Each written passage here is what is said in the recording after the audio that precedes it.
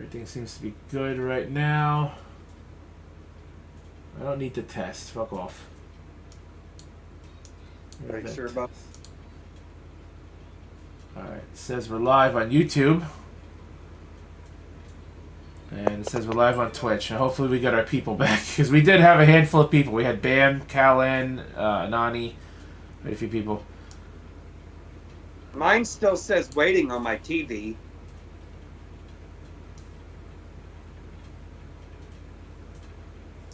Says streaming on my end. Let me see if I can pull it up.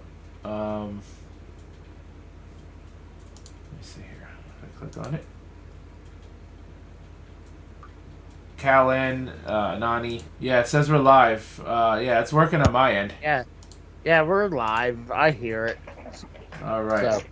All right, what is going on, guys? Take 2 for the WrestleMania Less Than Serious special.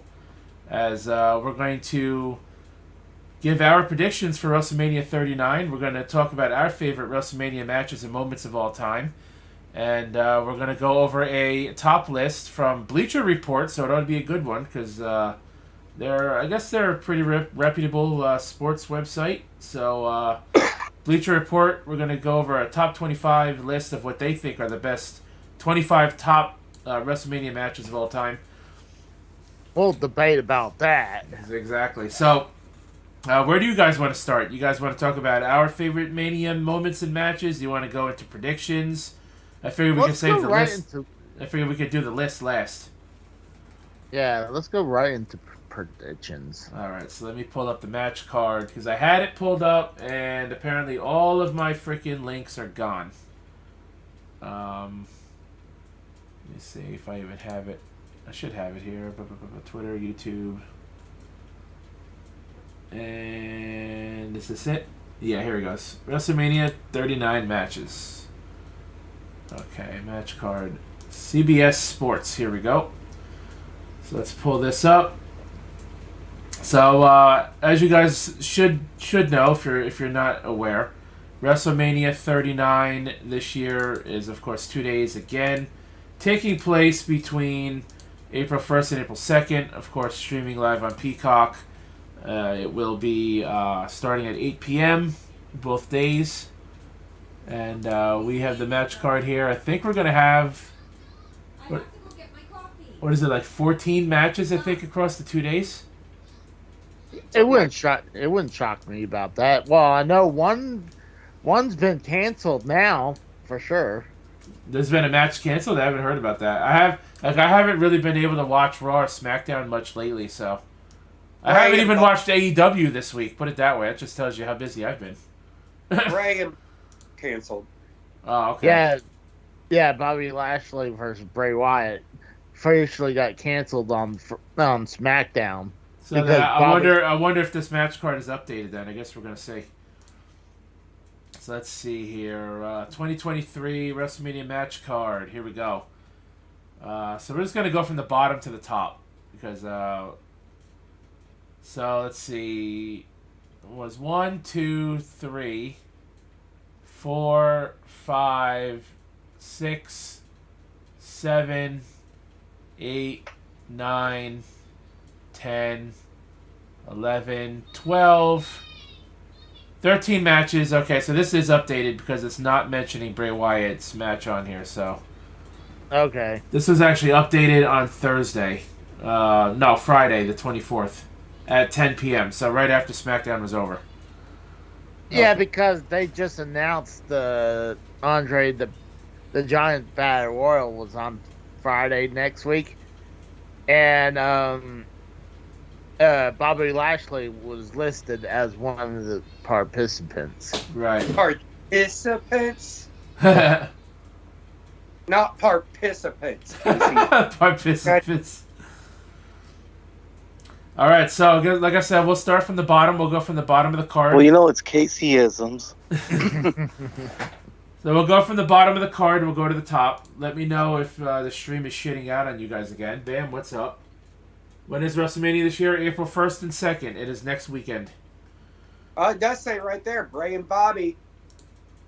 Yeah, right here. Yep. Bray and Bobby. Yeah, it says Wyatt had claimed before the Elimination Chamber We'll target the winner of Lesnar versus Lashley.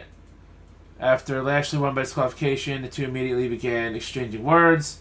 Lashley has been aggressive in his attitude toward Wyatt, which Wyatt has been his typical odd self, alternating between menacing and overly playful. The match seems a lock for WrestleMania, but has not yet been confirmed. Here's the pick for that one. Neither one's going to win because the goddamn match ain't happening. All right. Well, it's been canceled. I mean, do you think they can re-add the match? Because they do have Raw and SmackDown before Mania this week. No, they ain't going to re-add it. The bill No. is poor. No, the reason is no one else on that Battle Royal is not having a match in WrestleMania. So that pretty much confirms to me that's been canceled. So we have a father versus son match. Dominic versus Rey Mysterio. Dominic been, of course, the heel in Retribution, targeting his father over the past few months. Retribution. Or not Retribution, Judgment Day. Judgment Day. Yeah, Judge. It's actually been longer than 2 months. I mean... Well, I said a few months. It's been going on for a while. Oh, a few months. Yeah, it's been going on for quite a while. Yeah. I was going to say at least before Thanksgiving because he went to their household and attacked them. Yeah, and Christmas. Yeah, and also Christmas, too. Clash at the Castle is what started it when Dom turned on Ray and Edge. That was in September, so it's been going on for like 6 months. There's been a long build for this match. Yeah. As after a long build that sees Ray leave Raw for SmackDown to get away from his son Dominic, finally made an official challenge for a match at WrestleMania. Ray declined, leading to Dominic insulting him with while Ray insists he will never wrestle his son. Dominic pushed him over the edge by disrespecting Ray's wife and daughter ringside. Ray smacked Dominic on the March 24 episode of SmackDown and accepted his challenge for WrestleMania. So, after this long build and all the shit Dominic's been doing to his father, do you think Ray's going to win, or do you think he's going to put over his son? He's going to put Ray's over gonna his win. son. No. Ray's winning. No. It's going to be his last match. Ex-con Dom's Everybody else that has been on their No. back for their last match. Austin. The list goes on and on. Austin lost to The Rock in his retirement match. HBK lost to Taker. Flair lost to HBK. Yeah, but the minus Stone Cold, those other ones were with the stipulations of being retired. Yeah, that is true. They all are not afraid to do the job on their very last match. But did Ray ever say this is his last match? No. He's going to retirement. He's going to the Hall of Fame. Well, I know he's Well, going that into the doesn't Hall mean- of Fame, but he never actually, nobody ever said he was retiring, or he didn't say anything about retiring. Well, if you remember correctly, he said the last match he ever has, he wants it with his son. Oh, I think I heard this is... He wants this to be his last contract. So, even Steve Callan says this isn't his retirement match. I mean, that would be something. I mean, if Rey Mysterio loses, he retires. That'd be a way to go out at WrestleMania. I'm going to say that Ray is starting to wind down. So I'm going to say Ray's doing the job and putting Dom over. My vote's on Dom. Yeah, I Yeah, agree. but Dom wouldn't be anything without his daddy, so let's be real. Oh, yeah, but... Dom needs this win a lot more than Ray does. This ain't going to affect Ray if he wins in any way, shape, or form. Dom, however... He does make a point. Dom can continue the momentum that he's on right now, and the win over Ray, he could say he beat he could say he's beat a Hall of Famer, then go from there. Well, I think I agree with Joe. I think, definitely does not going to hurt Rey Mysterio if it loses. It only boosts Dominic. But the biggest thing I've been complaining about Dominic is his ring gear. He needs to get away from that ring gear. Even though it's black, it's so still Mysterio looking. I think he should go like the look of like Conan, the Conan look. Think you should go the Conan look? Yeah, where Jeez, no. where he's using the flannel shirt with one the top button is button. Casey, you should do that. You should do that. But he definitely got to move away from his ring gear. His ring gear looks awful. It's like Rey Mysterio's ring gear that had sex with D'Lo Brown's ring gear. What the fuck? Well, I mean, it looks like he's wearing that. You remember back in the day when D'Lo Brown, I remember. where he had the chest protector thing? That's what he looks like he has right now, is a chest protector. So, TSA says he doesn't want to see Dom win, but This is, I don't know. I think this could go either way, to be honest, this match, to be honest with you guys. So, Ray has nothing to. Joe, you say Dominic's going to win. You do make a point, though. Dominic has more to gain from winning this match than Ray does. oh yeah, Yeah, I'm not going to lie to you guys. For a second there, I thought you guys' audio wasn't coming through. I was going to shit my pants. no, no, we're good now. I mean, you were breaking up, and like when it did catch up, it was like garbling up fast. Gargy.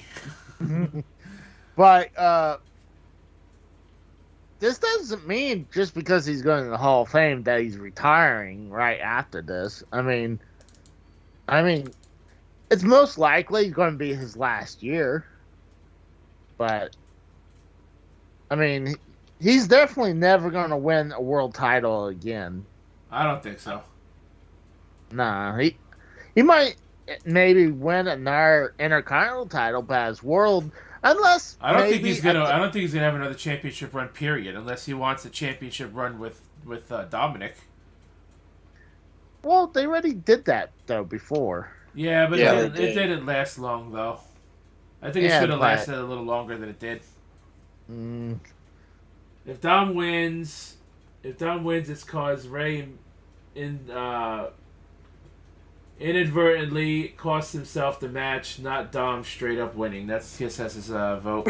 I think this match can go either way. I can see Ray winning just for the fact that he wants to get one over on his son for everything that's gone on over the 6 months. I can see Dominic winning solely because he has more to gain from winning than Ray does. I think this is Dominic's first WrestleMania too, isn't it? Second. Did he wrestle last year's WrestleMania? I don't remember. He wrestled in the pandemic in 2020. Oh, Yeah. that's why I don't remember. because that WrestleMania was awful. No offense. Yeah, that was not that bad. It wasn't that bad. It was kind of interesting. But I was at last year's, and I don't remember Dominic being there. I'm thinking Ray fought, not Dominic. So, Yeah, my prediction is Dom going over clean. I think Dom wins, but he wins by cheating, probably by Of course. Damian Priest. I think Mommy comes out and does it. I think Mommy comes out and does it. Yeah, He might. There you go. Celebration of sex, a live sex celebration on Raw. Oh, nobody or wants to see SmackDown. that. Ugh. Oh, But no, that's what I'm saying though. They're gonna try to reenact it. Guarantee you. Gross. No, they don't go that far. It's a PG era. That's true. That's a good point. But you gotta be careful what you say sexually nowadays. I got one of my Fortnite stream just got hit with an age restriction Yeah, because the way What? YouTube's Yes. getting a little strict lately. I will agree there. I don't know what it was, but I'm just gonna delete this Fortnite stream, and it's not going to help me any. So You don't have to even delete it. Just private it. because if you delete it, you'll lose the views on the video off of your account. Every time you delete a video, you lose the views off of your account, which is really stupid. But anyways, AJ, where do you see this going? You think Ray wins, right? Ray wins? Yep. Because that kid's not getting put over. I'm sorry. The kid's too spoiled to get put over. He hasn't done anything in the wrestling business to be over or to be put over. He's had everything handed to him in life. So yeah, far. but What's Ray get out of winning, though? Nothing. he's still. See, the thing is, Dominic is still mad young. I mean, God, he's definitely early 20s. So he's like 22 or 23 years old. I would say he's probably 21. No, he's older than that. I don't know. I mean, he's pretty young though, so he has his full career in front of him. If he loses to his daddy, whoop-de-doo. I mean, come on, didn't he beat him in the NASCAR race? How old is Dominic Mysterio? I think he's 25. 25 years old. 25 years old. Really? 25. Wow. Oh, so okay. I'm shocked about that. I'm right on. Siri comes in handy for once. All right, moving on. All right, so like I said, I think this match can go one way or the other. To give a prediction on it, You have to choose one. for all this build, I'm gonna. It's tough to call, but I'm gonna go with Ray. Exactly, you picked the smart one. So we're split then. We're 2-2. Next match is a throwaway match, in my opinion. Braun Strowman and Ricochet versus the Street Profits versus Alpha Academy versus the Viking Raiders. A special 14 match was announced for the card, giving some roster staples a chance to showcase their skills at the biggest stage in wrestling. I mean, are any of these guys considered fucking roster staples? Maybe the Street Profits, but certainly not Braun Strowman, certainly not Alpha Academy. Maybe not the Viking Raiders. Maybe Alpha Ricochet. Academy's not even together, really. No, they're still together, but it's right I thought now. Otis was a part of the Maximum Models. Well, right now the Maximum Models are wooing him. They're not. He's not officially part of them yet. So you're not a part of them yet, Casey? Well, I mean, if they paid me. Well, aren't you Otis? No, I'm not Otis. So this is realistically a throwaway match. Honestly, I think anybody can win this fucking thing. I'm gonna go with the Street Profits because they're like the most over. Same. They're like Same. Okay, Braun Strowman and Ricochet aren't a legit tag team. Like Alpha Academy, I don't really think are a legit tag team either, especially if they're like on the verge of breaking up already. The Viking Raiders and the Street Profits are the only legit tag teams in this match, and I think the Street Profits are going to win it because out of these 4 teams, I think they're the most over out of these 8 guys in this match. I agree. I go with Street Profits as well. They're I would take. No, go ahead, Casey. I'm sorry about that. No, I pretty much was gonna say I choose Street Profits because, like the Rose says, they're the most over. So that's all. Right. Oh yeah, same here. No, I was saying, too bad that we couldn't get rid of fucking Alpha Academy and bring back fucking Heavy Machinery. Right, Tucker knows. Yeah, I like the two of them Exactly. together. And now what is fucking Tucker Knight doing? He's not doing shit. He's a fucking jobber on the fucking indie scene. Yeah, it's ridiculous. Well, I mean, he was a jobber in the indie scenes. That's not a good sign for his career, you know? Well, obviously, come on, look at fucking... Otis was obviously the star of that fucking group. I mean, it's hilarious. But you also need someone to be at the athletic star. I mean, you have Otis is the comedian of the tag team, but you still need someone who does most of the work. And that's what Tucker was. So, and he got fucked. Yeah. And all these down. I want to see who gets the most right on between both nights. So I kind of did you throw a prediction in there, Joe, in this match? This one, I'm gonna go with Street Profits. So I think we're all agreed on this one then, unanimous. Yep. Yes. All right. So here's another throwaway match. women's Fatal 4-Way Tag Team match. Liv Morgan and Raquel Rodriguez versus Natalya and Shotzi Blackheart versus Ronda Rousey and Shayna Baszler versus a mystery tag team. Has the fourth team been determined yet? Not No. yet. So that'll probably be determined this week. So it was announced on March 17th episode of SmackDown that a Fatal 4-Way women's tag team match would take place at WrestleMania. Morgan and Rodriguez qualified by defeating Tegan Nox and Emma, while Natalya and Shotzi qualified by beating Xia Li and Lacey Evans. Meanwhile, Ronda Rousey and Shayna Baszler were just given an empty slot into the match. So this one's kind of hard to call because we don't know who the mystery team is going to be. But this is just another throwaway match. It really doesn't mean shit. Out of the three teams named, I'm going to go with Baszler and Rousey to win. Well, I mean, they're definitely the most legitimate people, but it's either those two or Liv Morgan, Raquel Rodriguez. Nah. Because right now, Raquel Rodriguez is over. Who's your pick, Casey, so I can write it down? I'll go with Liv Morgan, Raquel Rodriguez. I'll go with Baszler and Rousey. AJ? I'm going with Natalya and Shotzi. I love Shotzi, so I'm gonna take her. Wow. All right. I mean, Shotzi's is hot as fuck. Dude, she's my I told you she's my Puerto Rican woman. I'd take her any fucking day. And I picked Liv Morgan and Raquel Rodriguez. I got to go At the same time?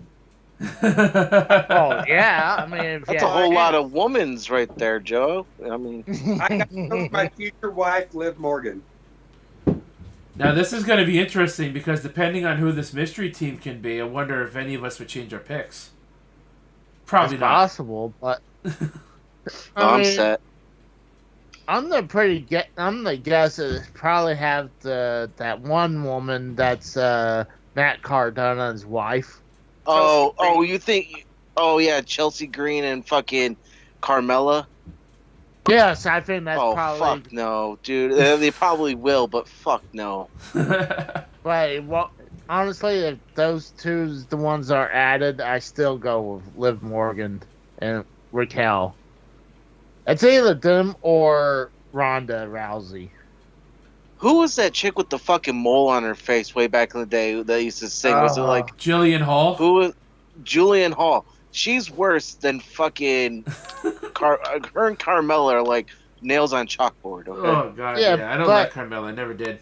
But hold on, Carmella. Her tits are fake. That's the only good thing I like looking at. I mean, she's hot as fuck, though. Okay, if you like plastic, Casey. Isn't she? Okay. She's with Corey Graves now too, right? Isn't she? Yeah, I think they're married. Yeah, she's married. So next up, we have the Intercontinental Championship match. Gunther, which I still think he should have stayed as Walter, in my opinion. I think Gunther is a stupid fucking name, in my opinion. Versus Sheamus versus Drew McIntyre in a triple threat match for the IC title. This match is going to be interesting. I think it's going to be one of the better matches of the night, easily. I agree. I'm going to say Sheamus wins it because this is the only title in the company that he has not won. That's not true, actually. He never won the Universal Championship. Well, I think they're like WWE is just like lumping the two top belts together as one title now.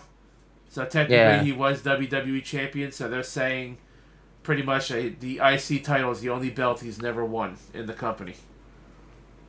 So I can see Sheamus winning it and solidifying himself as a what do they call that? A Grand Slam champion. Yeah, Grand Slam. I can see that happening. I'm gonna go with Sheamus. I'm going with my boy Drew McIntyre. Oh, wow. Yeah, same here. Really? I would choose true. him.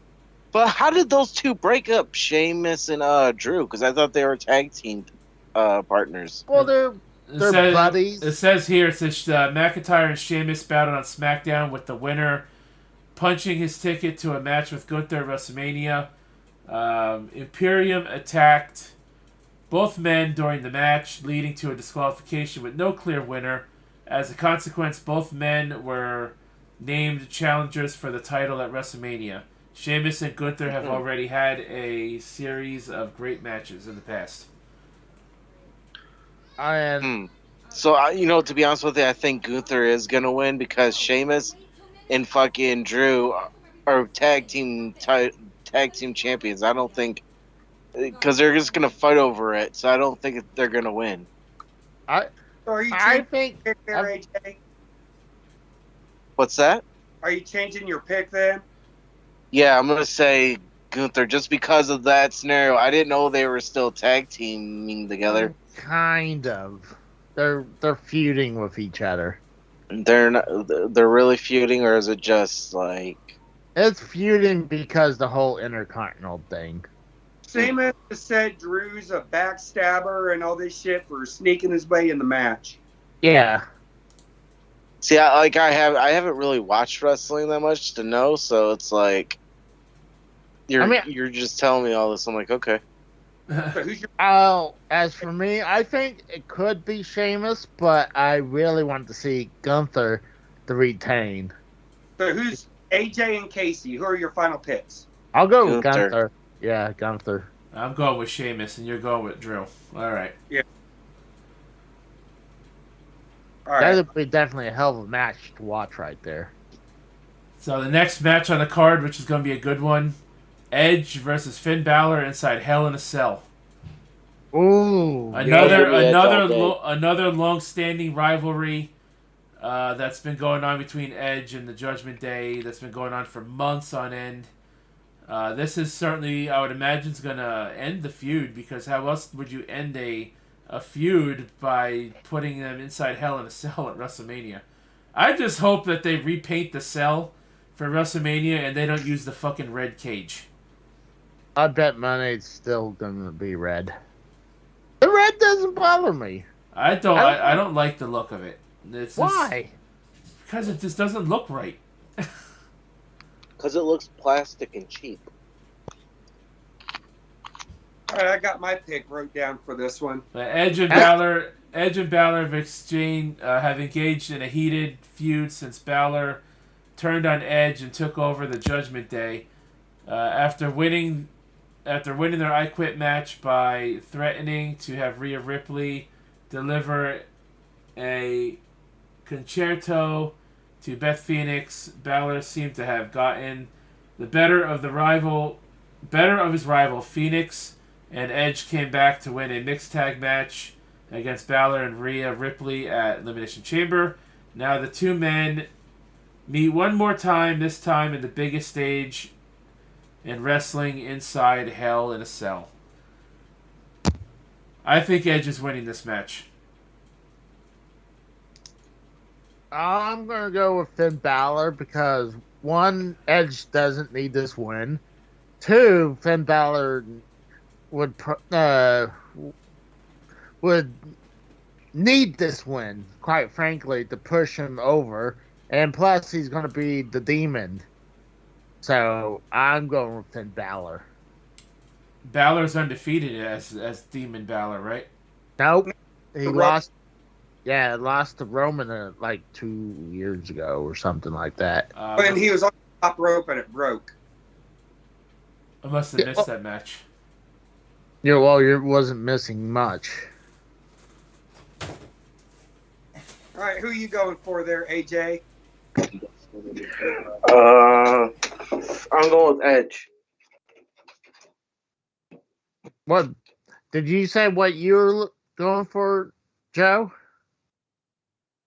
I'm going for Balor. So we're split again. I will run through all these after we're done with the predictions too, to make sure there are no last minute changes. Now, are we doing both nights or just one night? We're going. Through Oh the whole yeah, we're doing both now. Okay. We're going over the whole card. Now, this doesn't say what matches are on what night, though, so... That's a good point. Becky Lynch, Lita, Trish Stratus against Damage Control, which consists of Bayley, Dakota Kai, and Io Sky now. I don't know. I think Damage Control wins the match. What do you think? Do you think the Legends need another win? I don't. Maybe Becky Lynch, but I don't think Lita and Trish need to win. You know what? I have too many people as heels winning, so I'm gonna go with the Legends over Damage Control. So it says here, Lynch's issue with Damage Control has been going on for quite some time. Lita made her return to WWE to help Lynch defeat Bayley in a steel cage match, which actually took place when it was supposed to and was not a match. Which led to the pair teaming to battle Dakota Kai and Io Sky. For the women's tag titles, Lynch and Lita managed to take the belts with the help of a returning Trish Stratus. This led to the expected challenge for a 6-woman tag match at WrestleMania with Damage Control was quick to accept. I'm going with Bayley, Sky, and Kai. I'm going with the heels on this one. I myself am going with Damage Control because then they can say they have a win and challenge for those women's tag titles, even though they're meaningless.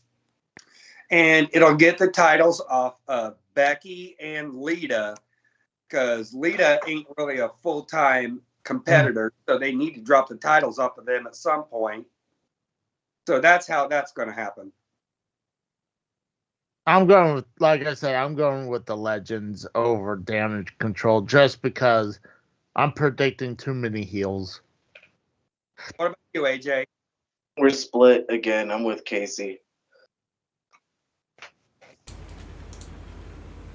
All right. United States Championship match, Austin Theory versus John Cena. Big match, John. I think Austin Theory retains the title. I don't think John Cena is going to win any more belts because he's just going to leave again. I mean, let's be real. Mm-hmm. Although I have heard something about Cena is going to be back for a little while. I'm going with Theory. Is it going to be Summer of Cena again? I hope not. It says a match between Cena and Theory has been discussed since Theory was on the independent scene. So John Cena was set to appear on Raw ahead of Mania. It seemed a no-brainer what the end result of that would be. Instead, they continued. They confronted Cena and laid out the challenge, which Cena refused before running Theory down on the microphone, saying Theory was not ready for that level of competition. By the end of the segment, Cena agreed to the match, but to please his fans, not to give Theory what he wanted. All right, AJ, who's your pick for this one? I don't know. Is the title on the line? Yes. Yeah. Okay, I'm having Theory retain. Yeah, so am I. As much as I'd rather see John Cena win, I think Austin Theory is going to win. I don't think Cena gains much for winning the match. Casey? I agree. Austin Theory will retain. So we're all in on this one. Yep, we're all the same on this one. All right.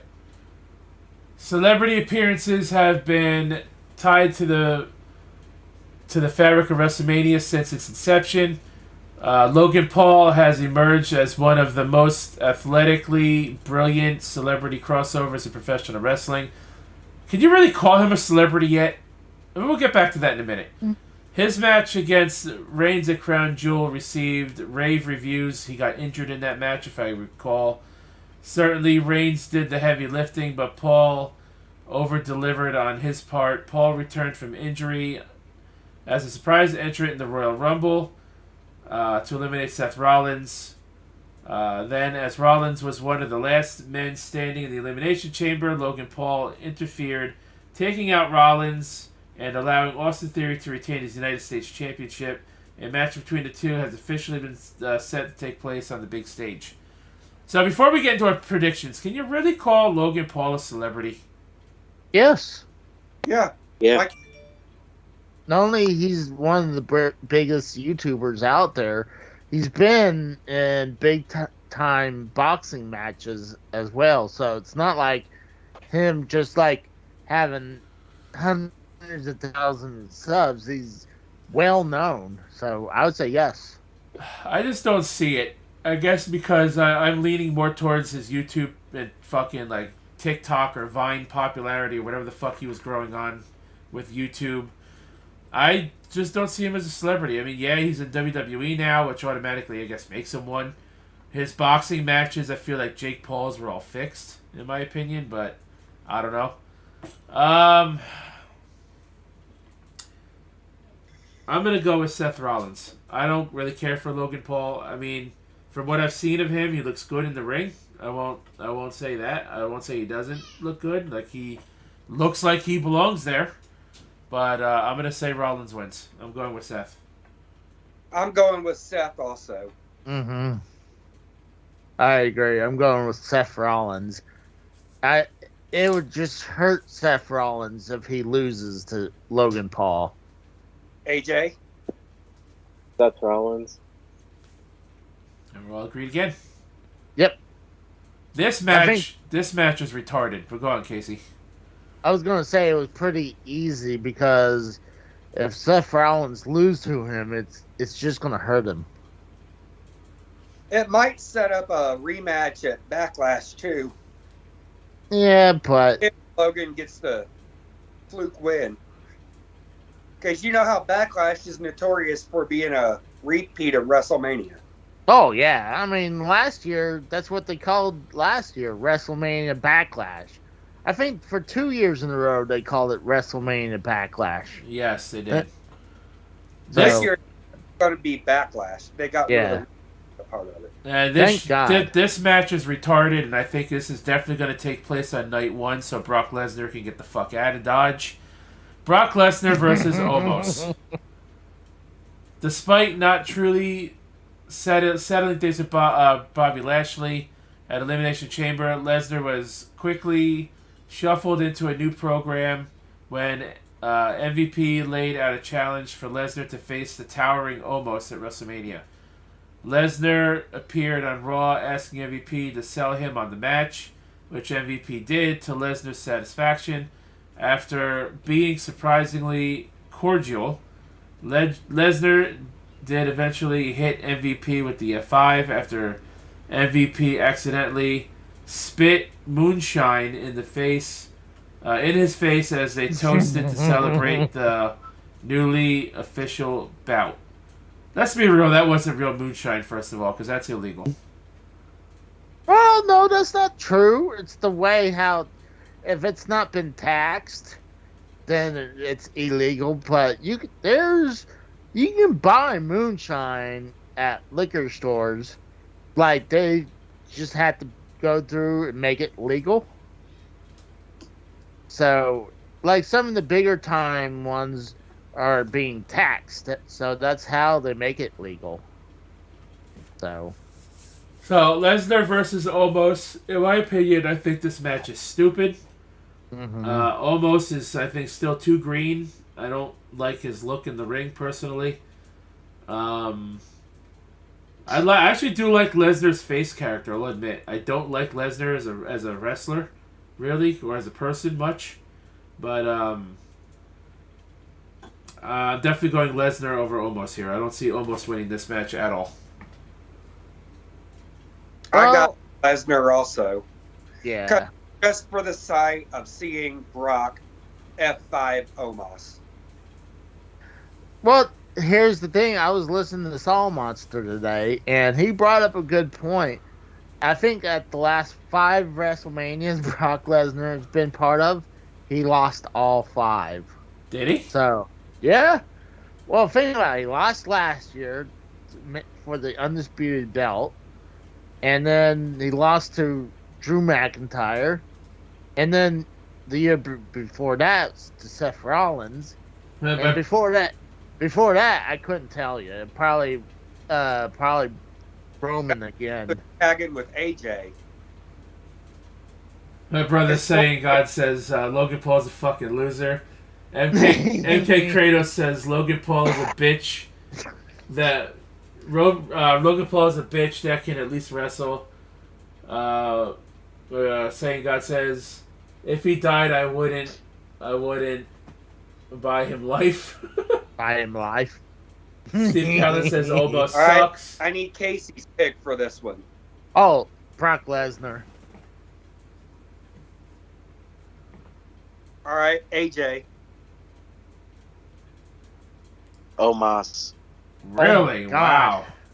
Kratos, I meant to invite you to the show. If you want to call in and join the show tonight, you're welcome to do so. I tagged you in the tweet if you wanted to be on the show tonight. Well, the way the Rose says Omos, he sounds like he's about to say a different word that it probably would get him in trouble if he would say it. All right, let's go on to the next one. Would piss on fire to put him out. That's an Eminem lyric, but okay. So three for Lesnar and 1 for Omos, or Omos. Yes. Undisputed tag titles: the Usos versus Sami Zayn and Kevin Owens. So, I'm gonna go with Kevin Owens and Sami Zayn. so you think you think WrestleMania is the night the Bloodline finally loses the belts? Yes, I think night one is gonna be tag. It would be for the tag team championship. Is gonna be the main event. I'm hearing Rhea Ripley and Charlotte's going to be the main event of night 1. As much as I agree, I think it should be the tag title match.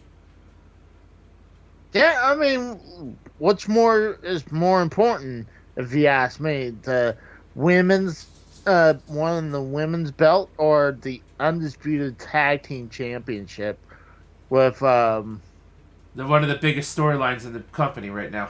yeah, exactly. Wow, this one has just been made together because of the Rumble. Well, you know why I think they're going to go with the women headlining night 1 for that inclusivity and that equality bullshit. All right. Yeah, Rose, who's your pick on this one? I got Sammy and Kevin. This one's, I think this is another one I feel can go either way. But You got to pick. oh, fuck me. remember, Sami Zayn's super over right now, so Right, and him and Kevin could get one over on the Usos. Wow. This is probably another one I'm going to get wrong, but I'm going to go with Sammy and Kevin as well. AJ. KO and Zayn. so we're on in again. And Kevin. All right. Raw Women's Championship match. Bianca Belair versus Asuka. I think Asuka's going to win. I think Bianca's been champion long enough. She's won the belt multiple times in the past couple of years. Asuka has just come back recently, and I think she's going to win this match. I'm going with Asuka, hands down. She had this belt for a year now, so it's time for her to lose. Plus, Asuka's being the heel, and she has a kind of almost different character. So, and I kind of like it when some of the other people is not a fan of it. So you're going Asuka, Casey? Yeah, I'm going with Asuka. So am I. So I think this match is going to be on night 2. If they put the SmackDown Women's title on night 1 to main event night 1, I think the Raw Women's title is going to be on night 2. I agree about that. I agree. This one there, AJ. Asuka. We're all on Asuka. The SmackDown Women's title, Charlotte Flair versus Rhea Ripley. I could honestly see Rhea Ripley winning this match just to get her win back for losing to Charlotte at WrestleMania, what is it, 36 or 37 when they had that match? 36, I The think. COVID WrestleMania. Yeah, so 36. So I think Rhea Ripley's going to win just to get her win back from when Ripley was champion and Charlotte Flair won the Rumble and beat her at Mania for the belt. Even though that was the NXT Women's title. But still, I think Rhea Ripley's going to get her win back. I myself am going Rhea Ripley because she right now has the rocket strapped to her and she's being shot straight to the moon. She is hella over as part of Judgment Day. Before she joined Judgment Day, she was really floundering, not doing shit. Since she joined, her stock has just shot straight up. So I'm going Rhea Ripley for that reason. I'm going with mommy. AJ? Someone clip that first. I'm going with Rhea. I'm going with mommy. I didn't know your mom was wrestling there, Casey. Who you going for there, Mr. Raider? I already said. Rhea? Yeah. So we're all in. Well, I got bring up this TSS. He said Asuka. I think he's saying it's a stretch when I called Asuka as a different character. I mean, he's saying she's the same character, just different face paint. I'm like, she's kind of almost doing like that murderous clown bit. She's doing what she did in Japan. She's doing like the Juggalo look. If you want to, if you want to join their Kratos, yeah, it is. Yeah, we are on Skype. Whenever you're ready, if you want to join. She's doing exactly what she did in Japan. Her gimmick she had there. Did you hear that? No. Okay. Hit the like button in the chat there, guys. Hit the like button, greatly appreciate it. Retweet the stream if you haven't already. Also appreciate it to help. All right, we are going to add MK Kratos. We're going to add him now. I will get after we do this next one, and I'll write them down, and I'll write all of ours down. Okay. Add. Let's see. But we're going to add him. Why isn't it let me add him? Click. Oh, let me. I got him. You got him? Okay. Yeah.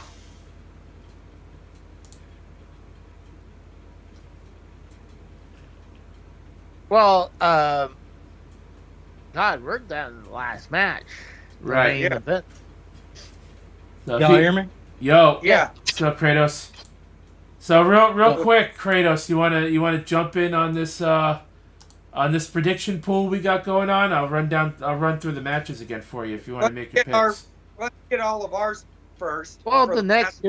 Let's get everyone else's out of the way first, Well, and I'll give my opinion on every single match there is. All right. Well, the very next match is the last match. Right. Yeah. WWE Universal Undisputed Championship. Roman Reigns against Cody Rhodes. Roman Reigns by far the biggest storyline in the freaking company for the past 2.5, almost 3 years now. I am so sick and tired of seeing him holding the belt since September of 2020 or 2021. About 3 years. Like a week after SummerSlam. Yeah, I'm sick and tired of it. I mean, I like Roman's character more now than I did before when he was babyface. But I just am tired of seeing him with the belt. I think Cody Rhodes has certainly earned a title run when he had that match when he wrestled with one arm in that Hell in a Cell match against Seth Rollins before he left on injury, which is, I'm sure, why he won the Royal Rumble in the first place. I can see Cody Rhodes winning this match, and I'm going to go with Cody Rhodes. I go with Cody Rhodes because it's time for Roman to fall. So, and it would make sense too if especially if the Usos lose the tag titles. Right. Yeah. Well, this is gonna shock a lot of people in this stream. I'm gonna go with Roman, just because of the fact that, like, Cody, in my opinion, hasn't really been built up for the match properly. Because they've been basing it around shitting on his dead father. Now, Roman was better in Dusty's eyes than Cody. Well, I mean, I don't think it's out there that he couldn't retain. I mean, he's right now like one of the best heels we had in a long ass time. So I think he could easily retain. And I'd be okay if he retained. AJ, But there's also a flip side to that also is questionable if he does retain. There was a report that he's taking a very, very long break after WrestleMania or something like that. So Right. that could be a reason why he loses as well. Yeah. At the same time. AJ, you there? Yeah, I'm here. This one. Yeah, I got Cody. Cody. So, me, AJ, and Casey for Cody. Kratos for Roman. Oh, And you got who you going with, Joe? Cody as well? yeah. All right. 4-1. So now that I we would got... have bet I spent a shit ton of money. So now that we got Hold all on, of our predictions out of the way... Give me a second. We can get Kratos real quick. Right. I got to rewrite these, so. Well, either way, here's my opinion on Charlotte and Rhea Ripley. Charlotte's probably going to retain because she politics her way through every fucking thing at this fucking point. Oh, yeah. It's because she's a fucking Flair. Charlotte will win that match over Rhea Ripley just because Charlotte. Oh, she's still in... Ray better beat the hell out of his son. That's all. Ray better beat the hell out of his son. All right. There, Mr. Kratos. For the Dominic and Rey Mysterio match, who do you have and why? Ray. Just because I want to see him beat the hell out of his own son. So you're okay with their parents still beating their child now? You're funny. You're funny. No, I mean, think about it. It's true, though. I don't condone that. I'm all It's for just it. Like, this has been built up in less time than Cody versus Roman. This has been building since Clash at the Castle. And it has a better build than Cody versus Roman, in my honest opinion. No. I mean, it's a good build-up. I'm not going to lie. It's a father versus son storyline where the son's going through a reality crisis with himself by portraying Conan, Eddie, and other people in his life that influenced him in wrestling. Have you seen the way he's dressed in some of these segments? Yeah. The whole ex-con Dom crap. He was dressed up as Conan with the freaking handkerchief as well. All right. Now, Mr. Kratos, the Fatal 4-Way men's tag match. Who do you have for that one? I'm going to go with Viking Raiders. I'm going to go with Viking Raiders. Going against the grain on this one. Well, I think if they're going to win, they should have at least something for them, like a tag team title shit. A championship match. I mean, if they win, it'd be a great first feud for Sammy and KO. Yeah. In my honest opinion. Be a great first feud. It's a great point. Good point.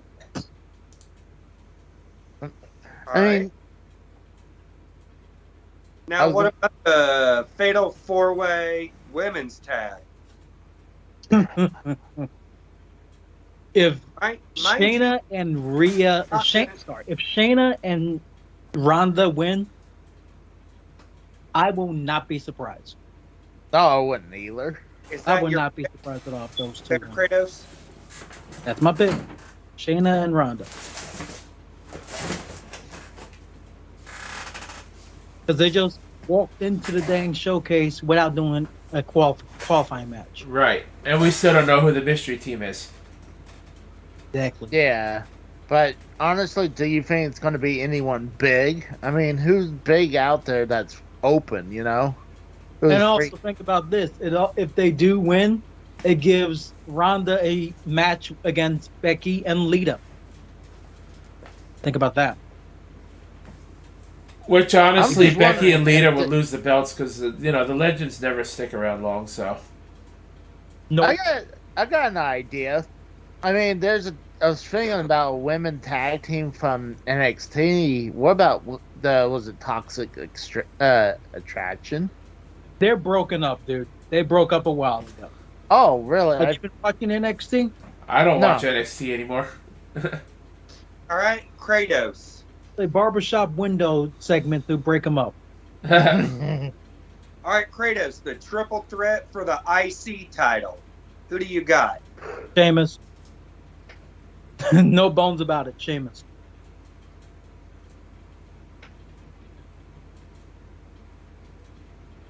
Trying to look at your logo. What is your logo? What, my Skype logo? That's an old Xbox 360 profile picture. Looks like some kind of buffalo thing. It's something from Xbox 360. Old time. Like, remember you used to have those like random pictures? Yeah. Then, yeah. Yeah. Oh shit, we got Cora in the chat. All right, next one. What's going on, for you Cora? there, Welcome to the Kratos. chat. Welcome to the stream. Welcome, Cora. Hey, hope you all. Welcome, hope Miss. you're all well. I hope I hope you had a good move there, Cora. Hope everything's comfy where you are now, and hope everything's going well on your end as well. Edge and Finn Balor, Hell in a Cell. Who do you got, Edge. Kratos. Edge. Finn Balor's stock, in my opinion, has a little bit fallen is on a downward slope. It's just a little.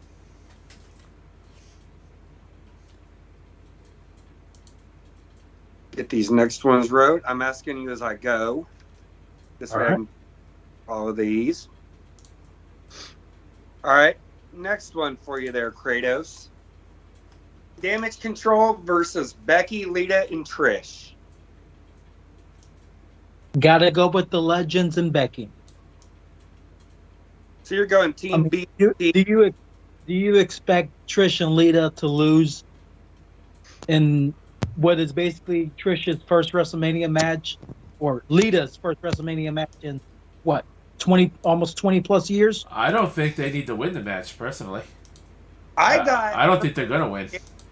Me personally, like I said earlier, I got Damage Control going over on this one, because then that would give Damage Control a reason to say, hey, I beat you, I deserve a shot at the tag titles, and we can get that title off of Lita, since she's a Hall of Famer and an extreme part-timer.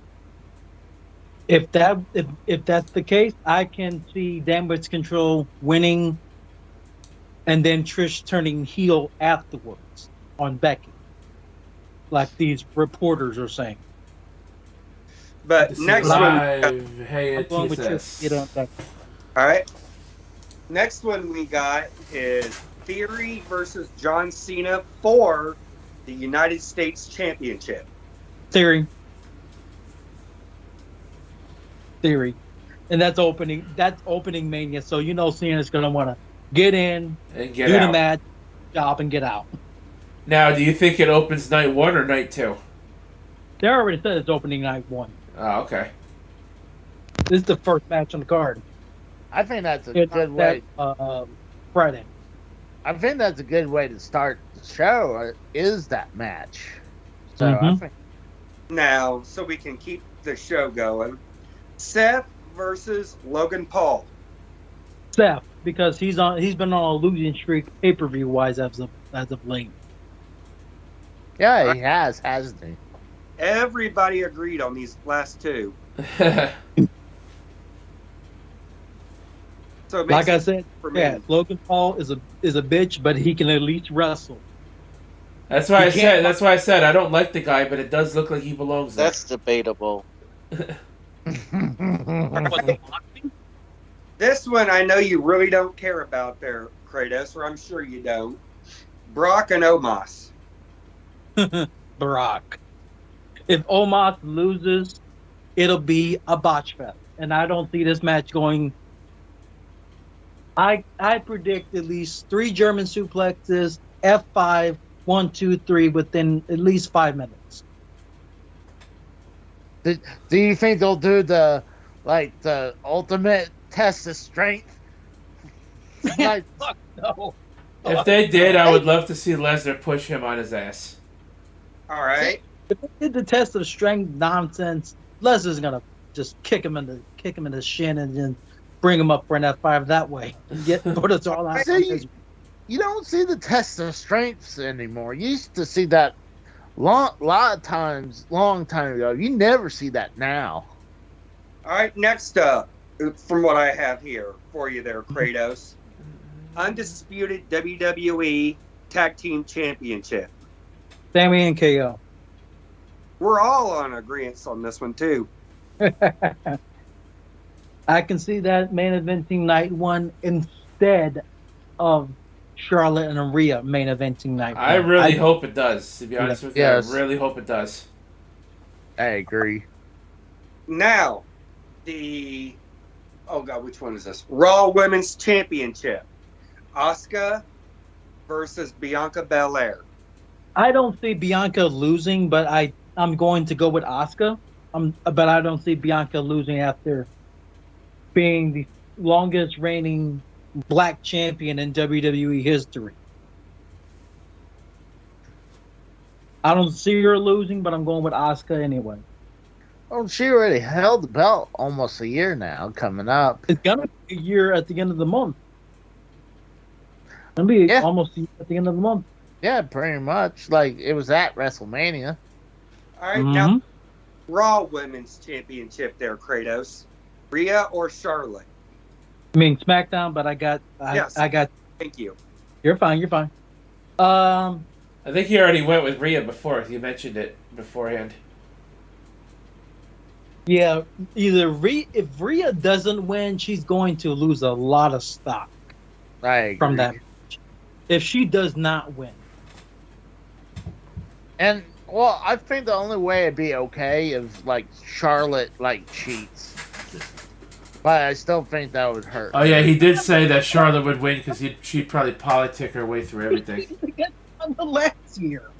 Ref bumped and everything. So are you going Rhea there, Kratos? Yes. All right. Then I got your pick. And it better be clean. It better be clean. It better be clean. I can see the Judgment Day getting involved, honestly. Yeah, I get involved to get their asses kicked by Charlotte because they can't hit a fucking woman. But it's okay to kiss Becky Lynch at the fucking Rumble. All right, Kratos, let me ask you, are you still wanting to go against the grain and pick Roman Reigns for the very last one? Yes. I'm going with Roman. That's not changing. Even if he does go on break, there's also a chance he doesn't. All right, after the show, I will get a picture of this and I will DM it to everybody on here. Awesome. See who they got. So I am going to have a hard time watching night one of WrestleMania because next week I'm going to a sports convention. I'm probably most likely going Saturday and Sunday, even though I only really need to go on Sunday because the people I want to meet are on Sunday, but the people everyone else I'm going with want to meet is on Saturday. So that kind of sucks for me. So I think I'm going to be staying at my dad's house that night. I'm not sure. I'm not 100% sure yet. So I know Casey said he wants to do after show reviews for both nights. I don't know if he's still going to do that or not, but yeah, I'm down for it. I'm gonna have to try. Yeah, we're doing it. I'm gonna have to try to get WrestleMania in there. Both nights are gonna be a little interesting for me to watch. So yeah, I do want to see how many we all get right and actually see who wins this, and if we were all to bet money on it, who would actually win the pool. Well, let me get you guys' opinion. What do you guys think? It's okay to have the 2 nights thing, or do you want a really long ass WrestleMania? 2 nights. I'm honestly starting to like the 2-night thing better, only because I got really tired of having to sit through a 7 or 8 hour fucking wrestling show. The last WrestleMania that was one whole night was 35. Was 6.5 hours, and that was Mania 35. No, it was like 7.5 hours. It ended at it started. Technically, if you include the pre-show, it started at 5:30, and it didn't end until Eastern about time. Yeah, Eastern time. And it ended at like 1 o'clock in the morning. Yep, that sounds about right. And I'm getting sick of. I mean, it's cool You to know what sit. started that whole trend? The whole 2-night WrestleMania? Well, COVID. WrestleMania did it first the year before in 2019. Who did? 2-night WrestleMania. Oh, Well, Japan look. did? Right, Yeah, you're New right. But I think Yeah, Vince did it because of the pandemic, and then he never looked Yeah. back. I mean, it made more sense. I mean, think about it. You got more eyeballs at the WWE Network or Peacock. Not only that, but if you could sell tickets to the same show twice, you're going to make double the money. Yeah, Yep. especially if you can't sell it out on one night. So why not? Apparently. I kept hearing it was already sold out. Oh, they have not sold out WrestleMania in years. I heard this one sold out solely because Oh, Triple H booked most of it. Just because War Games. All right. Now I'm going to go over everybody's picks real quick. This is the very last chance anybody has a chance to switch a pick. After this, they're official. Because I'm not rewriting all this. I don't blame. I don't blame you. So, My pick is going to be the same. So, for Dominic and Rey Mysterio, I've got Dominic. AJ Raider has Rey Mysterio. Casey has Dominic. Rose has Rey Mysterio, as does Kratos. Anybody want to switch their pick on that? No. AJ? Nope, I'm good. Yeah. Nope. Casey? I'm good. All right, Kratos? Nope. Alrighty, I'm good. Next one, the Fatal 4-Way Men's Tag. The pisser match. The piss match. Everybody has the Street Profits except for Kratos, who has the Viking Raiders. Anybody want to make changes? No. Hell no. No. All right. Now the women's Fatal 4-Way Tag. The other piss break. Right? Me and Casey have Liv and Raquel. AJ Raider has Natalia and Shotzi. And Rose and Kratos have Ronda and Shayna. Any I'm changes? good. I think one No, of us. I'm good. I think one of us should pick the mystery team just for the fucking shits and giggles of it. Hell no, man. Let's say this. I think we should have at least that match to Would be. be, sorry. Go ahead, Casey. I was going to say at least that match should be open just because we don't know the fourth team. So if we get to see it, let's say Monday. They'll probably announce it on Friday because that's a. I think that one will be announced probably on the Go Home SmackDown. Probably either Monday or Friday. It's got to be one of those 2 days. So if anybody that's on here wants to switch their picks on that one, DM me your new pick and I'll update this. I'm not changing for no mystery team. Probably no Chelsea Green could be a part of it. I'm not. That's what I was thinking. Chelsea Green, whatever Karen she could find in the roster. But the IC title. I am the only person that picked Drew McIntyre. AJ and Casey have Gunther. Rose and Kratos have Sheamus. Any changes? No. Nope. No. All right. Hell in a Cell.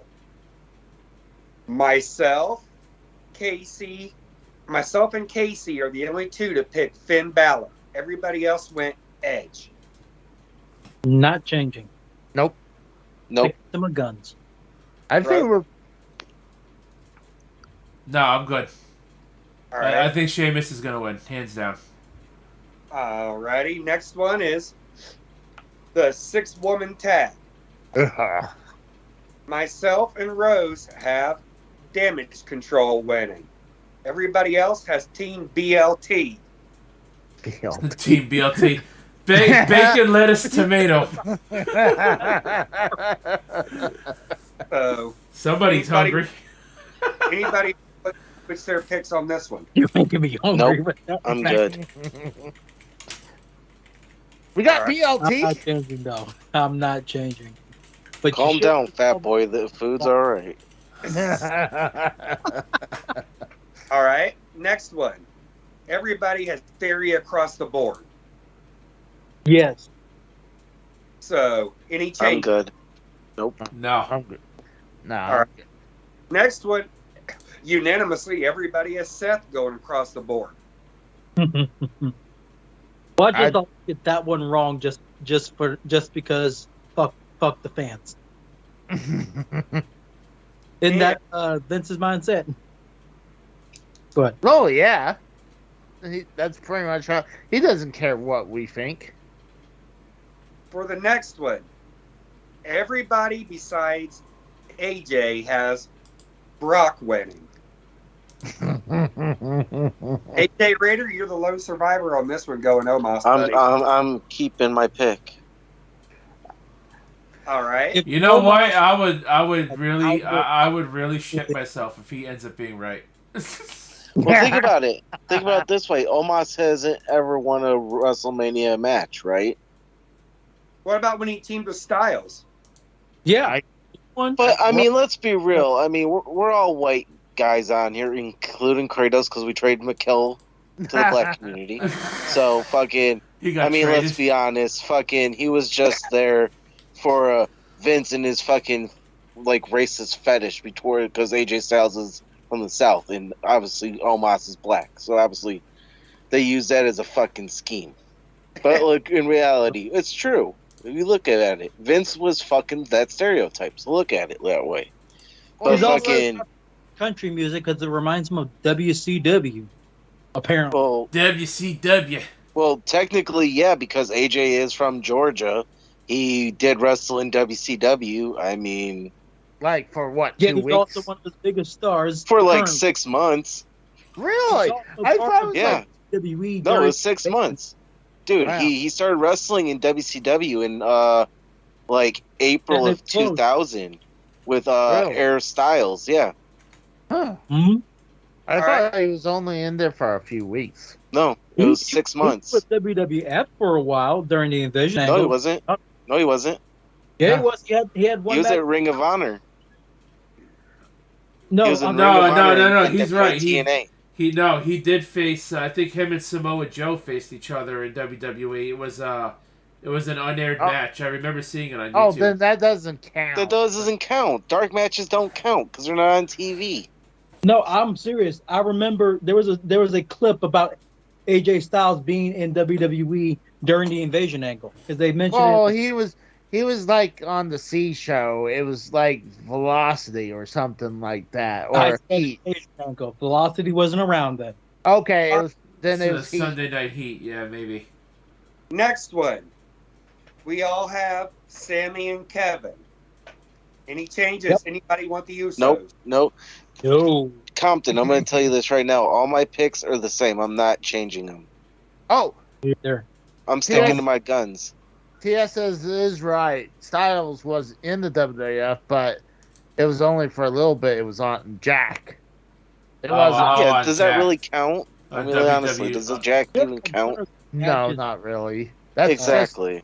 That's just as bad I mean- as a dark match. Casey, let's think about it this way. You know how Sting's is the face and franchise of WCW? Yeah. AJ Styles is the face of TNA. He is Mr. Oh, yeah. TNA. Yeah, I agree Damn 100% with that. Damn straight.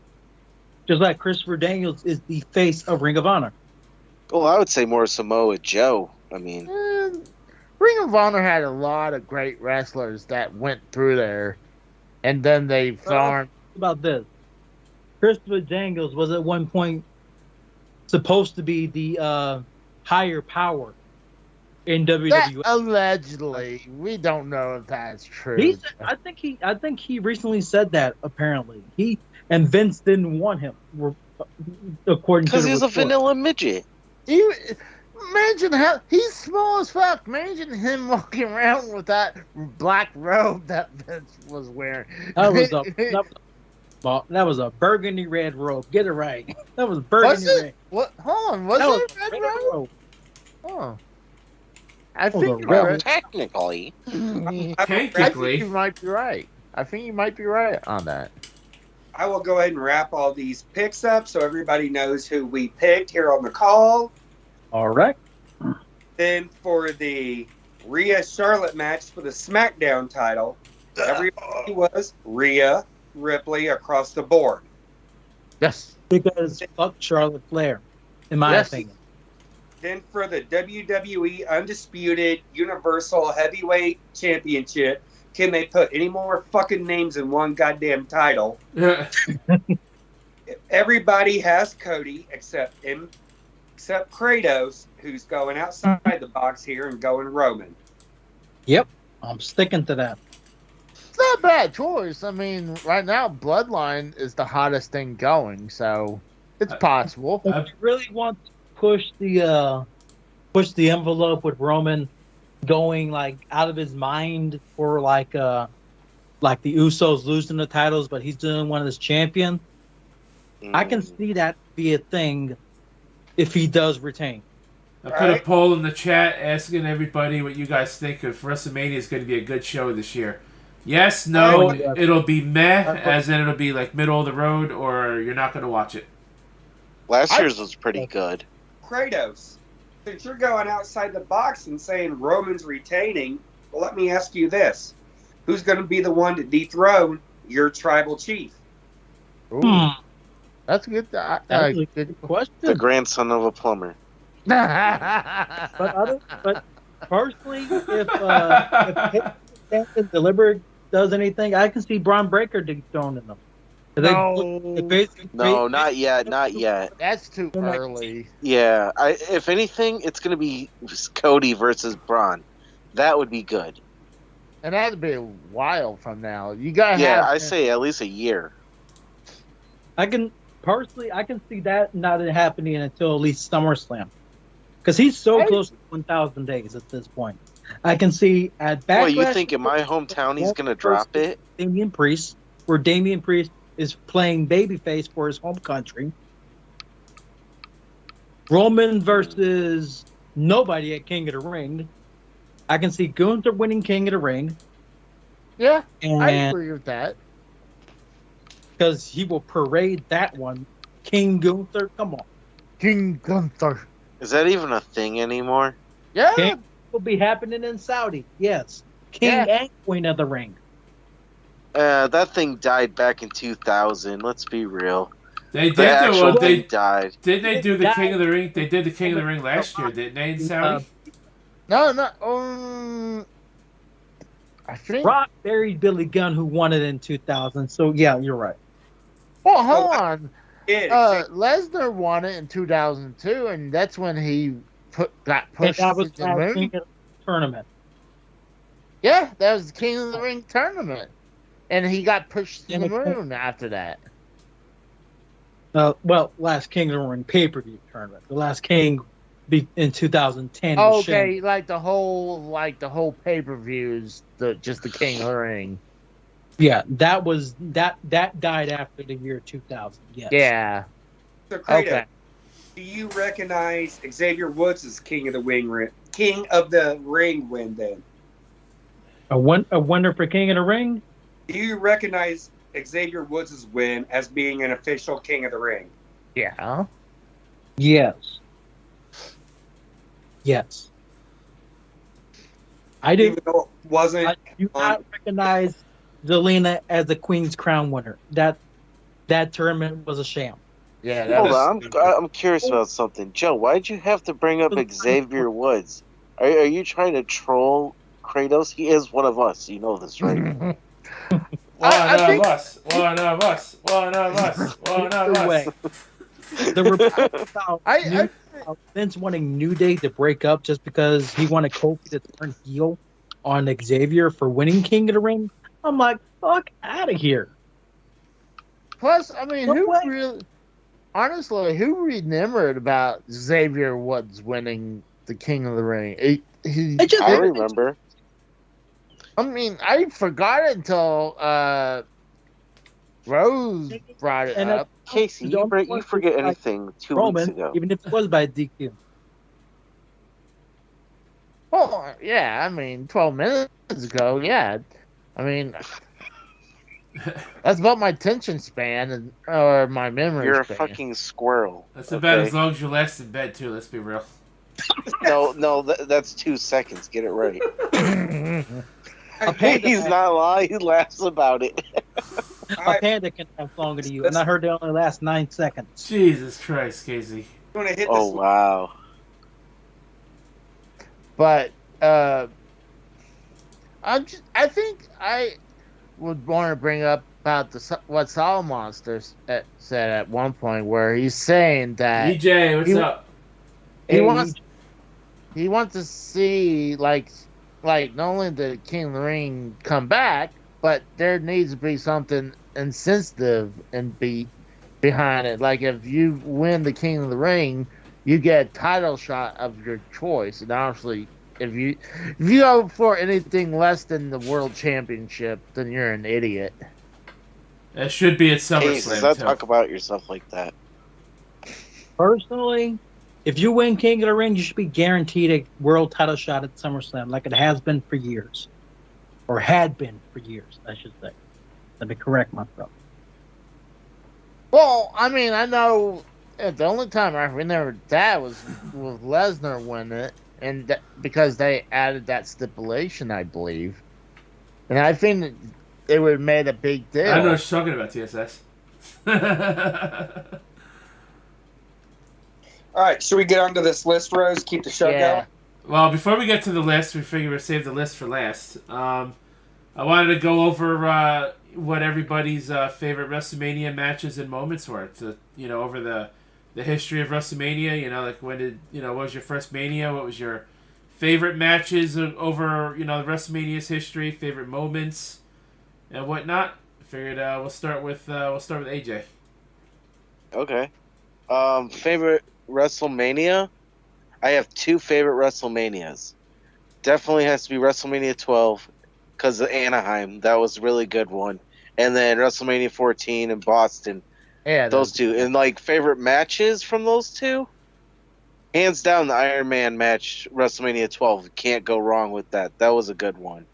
And obviously for WrestleMania 14, it was Austin, Tyson, and Michaels. Like, I mean, those 2 matches alone for both of those pay-per-views are iconic. All right, Aye. and while we're doing this, let's go our least favorite too. Let's throw that in there. Right. Oh, All right.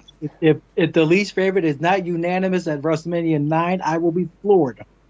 AJ, Hold on, 9 is not as bad. Yeah, 9's not that bad. Dog shit. I think WrestleMania 20 was pretty shitty in my opinion. No, WrestleMania 11 was trash, too. Yeah, 11 is WrestleMania horrible. 11 has all them damn unneeded celebrities. Well, they're all football players. Exactly.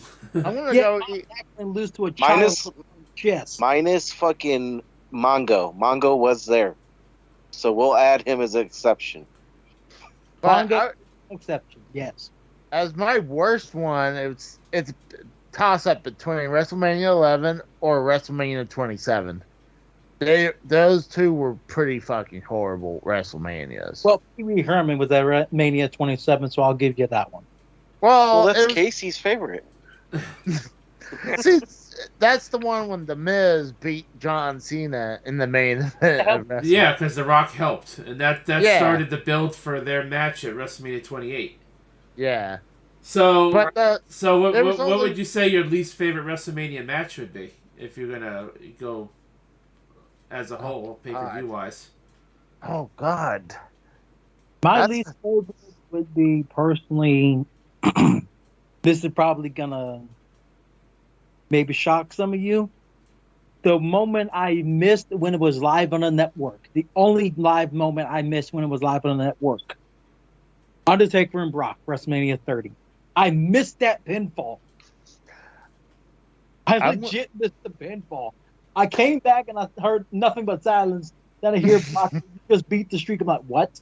I'm like, what? Well, we were all shocked when we. So So- Kratos, you're telling me you weren't the black guy in the crowd with his mouth fucking hitting the floor? And the black. See, now that's racist right there. I was like, Well, that guy, his eyes were about to come out of his head, though. Too, it was like you couldn't believe the look on that guy's face. My My- jaw up more than Brian's did on Family Guy when something shocked. All right, so let's stay on topic here. We got AJ's favorite WrestleMania and favorite matches. Joe, what would your favorite Mania and matches be? Oh, my favorite Mania from top to bottom would probably. Oh God, this was gonna have to think about it.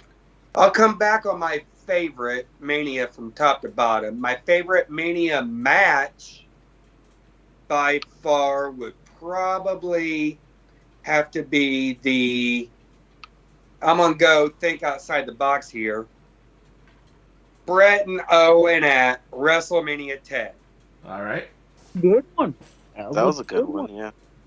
Because it was brother versus brother. It told that story. And those two just went out there and put on one hell of a banger. And if I remember correctly, now I wasn't watching at the time, but obviously I did go back with the network and watch some of that stuff I haven't watched as a kid. But if I remember correctly, Owen was like legitimately feeling like he wanted to be better than his brother. And Owen even got the win on that one. Would have rolled. Yeah. Victory roll. But my least favorite Mania would have to be the one in Tampa where they had the rain delay. That was 37, I think, right? 37? Yeah. Well, it's not like, I mean, they made it up with the rain delay. Well, there was a thunderstorm headed that direction too. It Right. was first Mania back post-COVID, and they only had like half the crowd there. And on top of that, they had to deal with the rain delay. And you seen people like Samoa Joe and Michael Cole in their rain suits just getting pissed all over, hating their life in that very exact moment. And not to mention, all they was doing was just babbling on about the matches. But you know Well, what and they did? Vince did let them go out there and do some unscripted promos to kill time, Venus though. took a winner title that same night.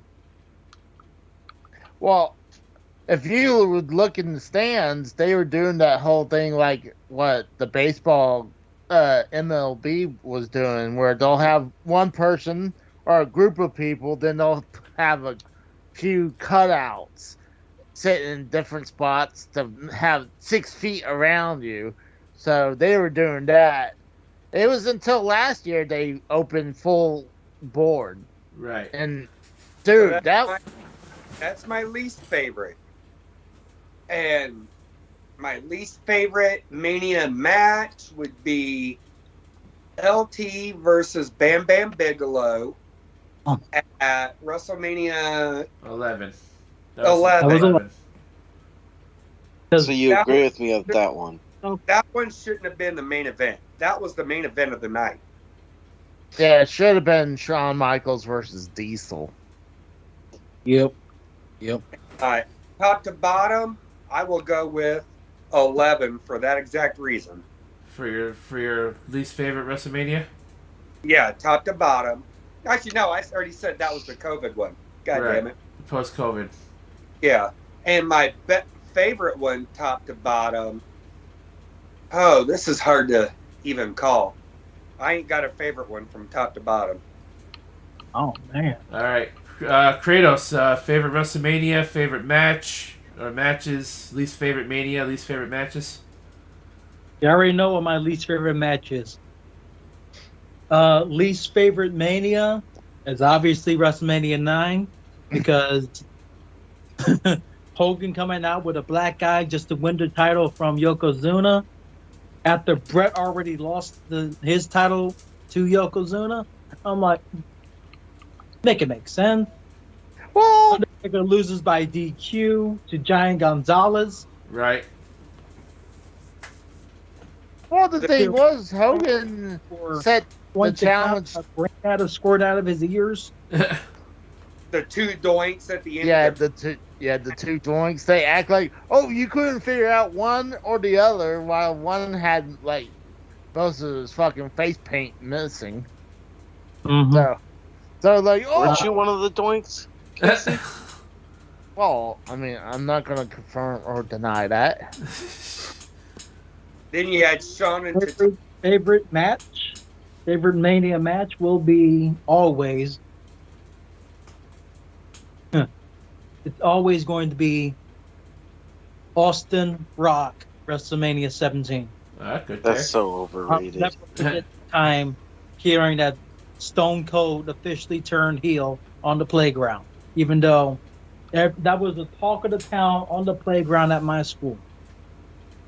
What would you Wait, say? how old were you at this time? All joined bands. I'm like, what? How old were you at this time? This was 2001. I had recently turned 8. Wow, you my make me birthday feel was- old. My birthday was the same night as 2000. I was think- 14 when that happened. I was 11 when that happened. TSS brings up a good point. He says, anytime I say, well, he says, Technically. I know his ass is automatically going to disagree every time. And I mean, Yep. you're going to be correct with that one. Nani says Yeah. WrestleMania at SoFi Stadium. ... The hood. The hood. So your What's favorite? going on, Donnie? What would your favorite WrestleMania be there, Kratos? Favorite Mania? Whenever they come to St. Louis, I'm joking. But either way. Favorite Mania of all time will have to be WrestleMania 14. All right.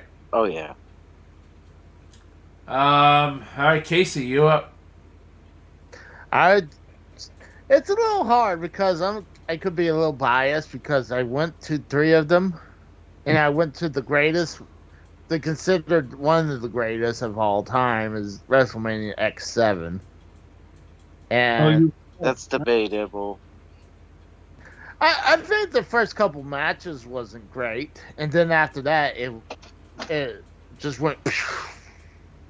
I So- know Taker Triple H match was not was a fight because Kyoto was legit knocked out for 10 minutes.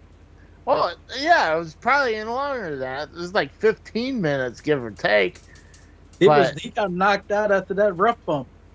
They just went to town on each other with weapons. Yeah, you know, they went to the back to the production area. So, but I would say X7 and probably Stone Cold versus The Rock at that one. All right. What about your least favorite Mania match? Oh, God. There's some really bad ones. You know what? I'm going to have one that's, I would say Brock Lesnar versus Goldberg at WrestleMania 20. That was pretty bad. That was pretty bad. I'll give you that. Because everyone already knew they were leaving. Right. Yeah, So yeah, they didn't give a shit at all. No, Neil. I think Goldberg cared more than Lesnar because Lesnar already. He's like, I'm done. He's like, I'm out here. He's ready to go to football, while Goldberg was done with his contract. So what would Goldberg you? is already done with his contract again, too. So what would Yeah. you? What would you say your least favorite Mania was? It's either 11 or 27. It's one of those. Those were both pretty horrible. If I had to choose between them, I would say 11. All right. The only good thing from WrestleMania 9 was Jim Ross debuted at Mania 9. That's it. No, I think it's a bad rap. I think it's actually pretty good. But that's my opinion. Sean and Tatanka was the match of the night on that one. Yeah. Well, that. Yeah, I agree with that. That was the opening match. Mm-hmm. Goes to show you what the rest of the card went downhill from there. Pretty much. I mean, that was pretty. I mean, when Undertaker won by DQ with the handkerchief, with the chloroform. Chloroform towel on his face. Yeah. So And still came out and still chokeslammed Giant Gonzalez. So for my favorite Mania, I'm gonna say just like Joe Compton, I don't really have a favorite Mania because there was a lot of WrestleManias with really good matches and moments that to me can like be tied for my favorite WrestleMania. My favorite WrestleMania match will always be The Undertaker versus Kane at WrestleMania 14. that was good. I feel I feel like the build to that match was really good. It was like a 6-month long feud that started at the Bad Blood pay per view that started at the Hell in a Cell match that Shawn Michaels won. By the way, heel center. And I feel like the build was really good. Undertaker and Kane just like had that really good dynamic, and Kane was like, obviously newer in the company, and he was at the time like really, besides Mankind, like really the only guy that was able to like get one over on the Undertaker. I feel like. Let's not forget that was Glenn Jacobs' new character at the time. He was new to WWF fans as the Kane character. But right, if you we all know he was Isaac Yankem, and he was that character Big Red or some shit, and Kane hates that name. If you mention Red or some shit, he gets pissed. Yeah, he was also Fake Diesel, Isaac Yankem, but still, he was new to the WWF fans under the Kane character. Yes, at that time. So that's why WrestleMania 14, Taker versus Kane, my favorite WrestleMania match. Also, I really liked the Undertaker's entrance that night too. That entrance was just fucking awesome. Just wasn't that when he had torches? Yeah, he had the Druids with the torches, and it came out to that opera, that like musical opera movie opening before the thunder crashed and the lightning split the freaking arena, and then he came out with that hooded trench coat that just looked really fucking cool. I remember the Go Home. Still remember that Go Home show before Mania 14. Him, the lightning strike in the coffin as the closing angle, and I'm like, hell yeah, he's back. Least favorite WrestleMania match. I'm actually split on this one, and it's 2 Undertaker matches. My least favorite, I would have to go with one of them being Undertaker versus Kane at WrestleMania 20, because they tried to recapture what they had at WrestleMania 14, and the match wasn't nearly as good. It was okay. Yeah. Not to mention the Undertaker didn't look nearly as good because he was just returning as a dead man character and didn't have enough time to grow his hair out. And Paul Bearer had just gotten through gastric bypass surgery to even make that appearance. Right. So, so I feel like that match between the two of them was not nearly as good as WrestleMania 14. And my other least favorite WrestleMania match is Lesnar and Undertaker at WrestleMania 30, because that's when the streak ended. What about least favorite card, bros? Least favorite WrestleMania as a whole? I don't think 32 was all that good, in my opinion. 30 year that all the main stars were injured. I will say 36 is my least favorite WrestleMania. Even though it had the Boneyard match, it had some actually pretty good matches. But because COVID took the life out of WrestleMania that year. COVID killed that Mania. Right. That's why it may be unfair to pick 36, but I have to say 36 is my least favorite Mania because, I mean, good on Vince McMahon for not canceling it altogether and still doing it, but it just wasn't the same without the fans and the stadium look and everything else. And then Drew McIntyre got his big win, his big WWF title win that night to no fucking fans. Undertaker wrestled his last match to no fans. So they did that Boneyard match gimmick, which for a cinematic thing was all right, but I was just not the way I'd want to see his last match. And you know what? I'm gonna go back to least favorite again. that Firefly Funhouse match between Cena and Bray Wyatt, was that even a match? That was fucking stupid. It was stupid. You can't even call that a match. So that's That was gotta god awful. that's easily the worst. An NWO shirt, despite never being an NWO, you know something was gonna go wrong. That's why it was god awful. So I'll tell you right now, I'm not gonna say that's my least favorite match. I'm gonna say the Firefly Funhouse match was my least favorite moment at WrestleMania. Oh wow. Um, I think there's way worse than that, but no, I think that was hands down the worst thing I've ever seen at WrestleMania. But yeah, so like Joe, I don't have a favorite Mania, but I have another WrestleMania story I'll be telling while we talk about this top 25 list. So if everybody's got their opinions out there as far as Mania goes and whatnot, then I guess we could jump right into this list. Let's do it. All right. So we have here from the Bleacher Report. That is not the Bleacher Report. Where is the Bleacher Report? Let's close this. That was your porn you was watching, Rose. No, that was I was replying to something on Twitter. I had to look something up. But so this top 25 list from the Bleacher Report. This was made March. Oh shit. Okay, so let me see if I can find the updated list. Or maybe I should just go with this one. I mean, does it really matter? I mean, this is from 2020, so it doesn't have the last two WrestleManias on this list. I think it'd be okay. Honestly, I don't think anything from the last two WrestleManias would probably top anything on this list anyways. I don't know. No. The Seth Rollins versus Cody Rhodes was a hell of a match. That was definitely the MVP of both of last nights. year, that's for sure, yeah. But yeah, That was we'll just go with this list because it's what I found. I think it's legitimate. And so the first match, number 25, The Rock versus John Cena at WrestleMania 28. It was good. Mm-hmm. First, it was once in a lifetime match. And Once in then a lifetime, and then it happened again. Yeah. The build for it, the way they did that build, they built that in a way no other match has been built. Right. They A year. the power of social media and Twitter to keep that build going. Yeah. At that time, The Rock was already part-time and on his way out. He was already He was on already it. gone. He came back after 7 years for that match. The Rock was already gone, and Cena was having to carry a brunt of the load.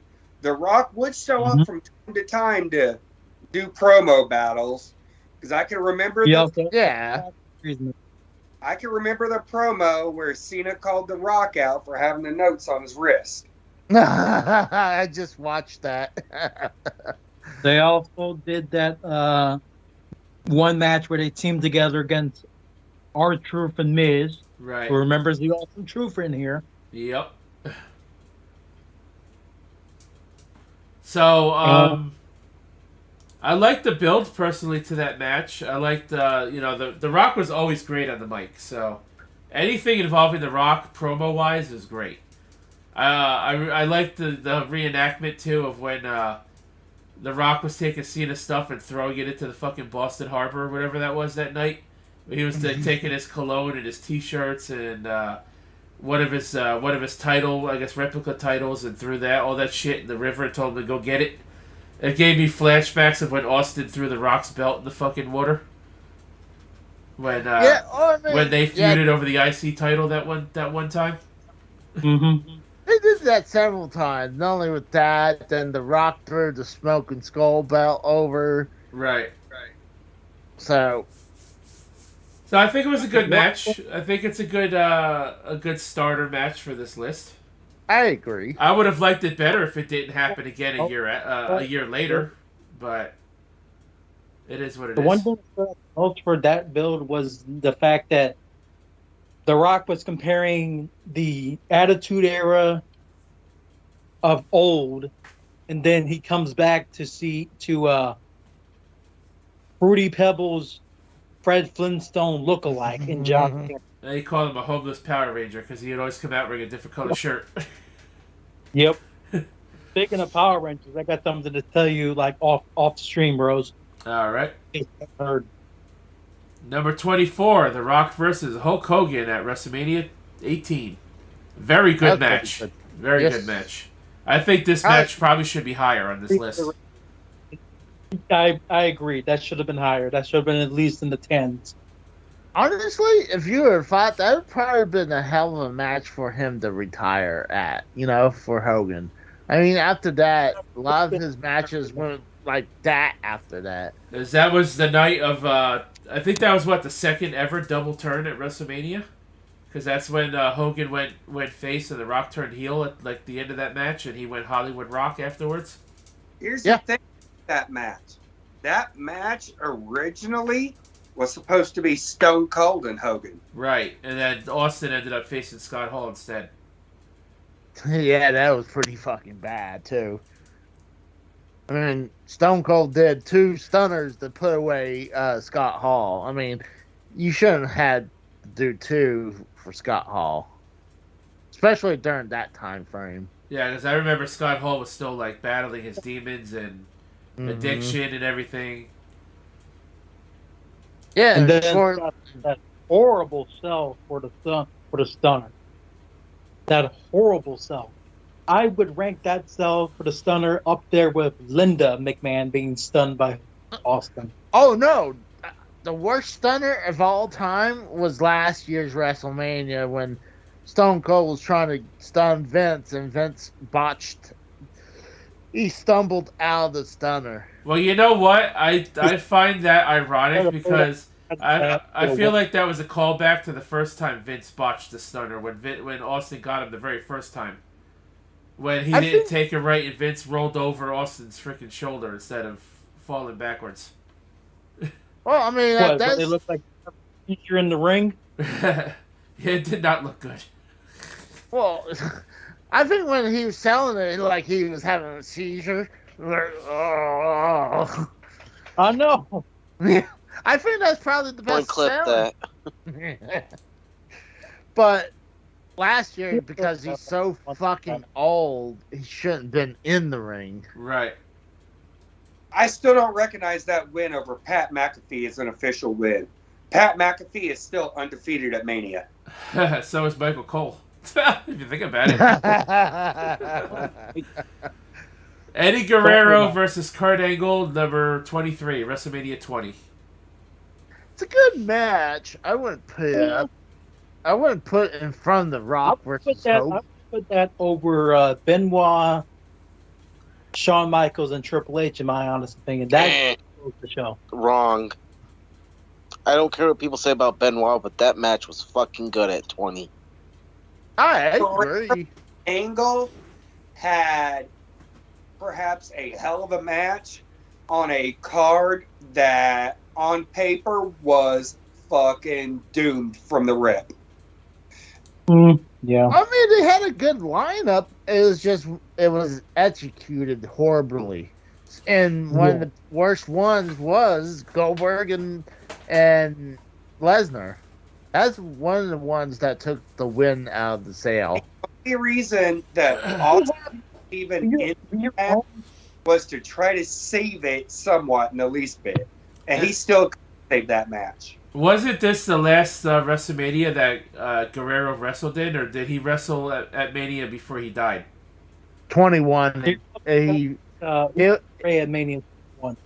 Yeah, it was Rey Mysterio versus Eddie Guerrero, and they were both SmackDown Tag Team Champions. Oh, So right.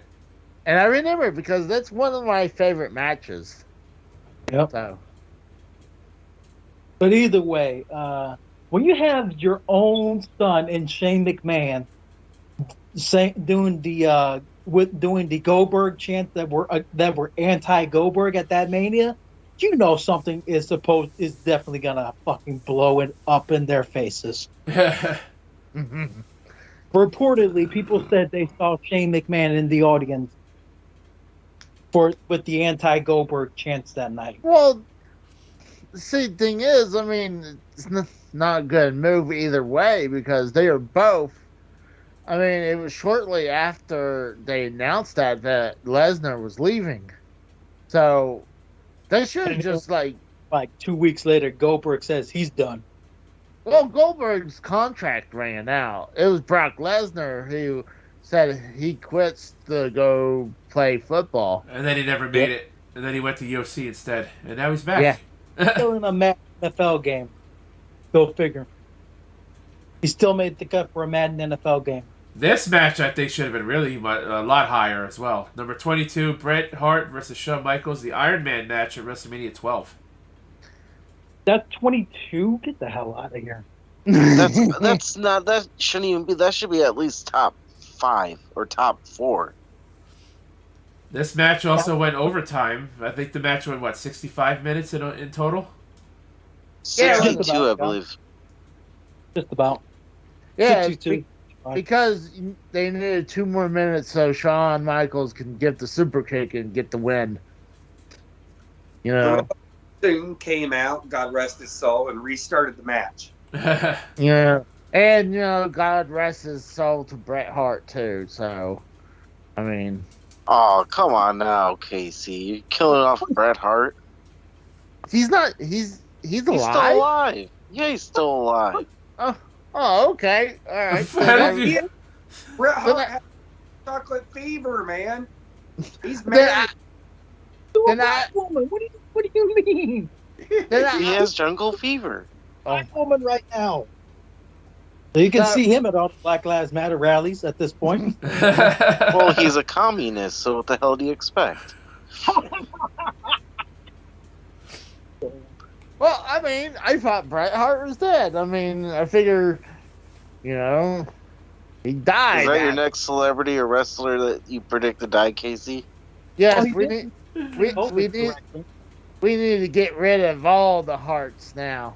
Clip Hey, it. now, Casey, going back to that whole Owen Hart Bret Hart match, you know how I think Kratos said it was or maybe it was Joe that said it was a banger. So when Owen Hart fell from the ceiling, was that a banger too? Oh. Yeah, it was definitely a banger because his head hit the turnbuckle, and then he bangered the mat after that. Well, you could say he went out. You could say he went out with a bang. That's for sure. Yeah, Right, that's what I was trying to get out. Owen, I do not Jesus Christ. think these other clowns, buddy. I'm sorry. Well, I mean, Oh, he's down there. He can't hear you. I was in the audience that night. What's that? I was in the audience at that Over the Edge. you I were don't Oh, not he went over the edge, all right. Oh my! He went over the cliff and down straight. He was like Wile E. Coyote. I'm sorry. Well, Owen Hart went rock bottom, if you ask me. Oh, Casey, shit. Did he go splat? Oh, yeah, he definitely splat inside his body. Oh. We're going to hell for this one. I'm not. Oh, this is child's play compared to what we say on our shows on Wednesday and Friday, Oh, Casey. Come on. Christ. See, it's weird, all the shit we would say all the time, but a Fortnite stream gets hit with a age restriction. Fuck YouTube. We say what the fuck we want on fucking our shows, so fuck them. Fortnite streams, Casey. You need to start streaming other bullshit. Number 21, John Cena versus Shawn Michaels at WrestleMania 23. It was a good match. Good match. I remember that was Didn't they? I think it was the night after that match. Didn't they have like a 1 hour Broadway on Raw the next night? It wasn't meant to be an Iron Man match, but it ended up going an hour anyway. It was shortly after, but it was actually the better match. But I really enjoyed the WrestleMania match. I know Cena almost got Shawn Michaels on his bad side for not selling the leg in that match. That's for damn sure. Well, I think it was definitely a hell of a match. I mean, it's kind of hard. You have to have at least some talent, or little to zero talent, and still be good if Shawn Michaels is your competitor.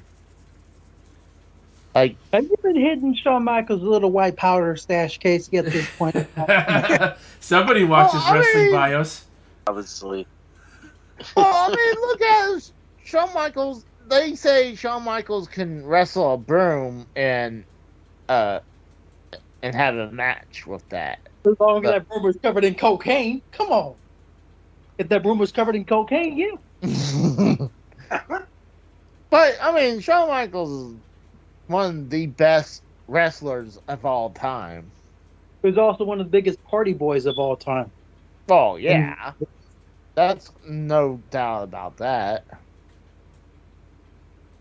But what's the next one? Number 20 is the triple threat match: Daniel Bryan versus Randy Orton versus Batista at WrestleMania Triple X. I mean 30. No, Triple X.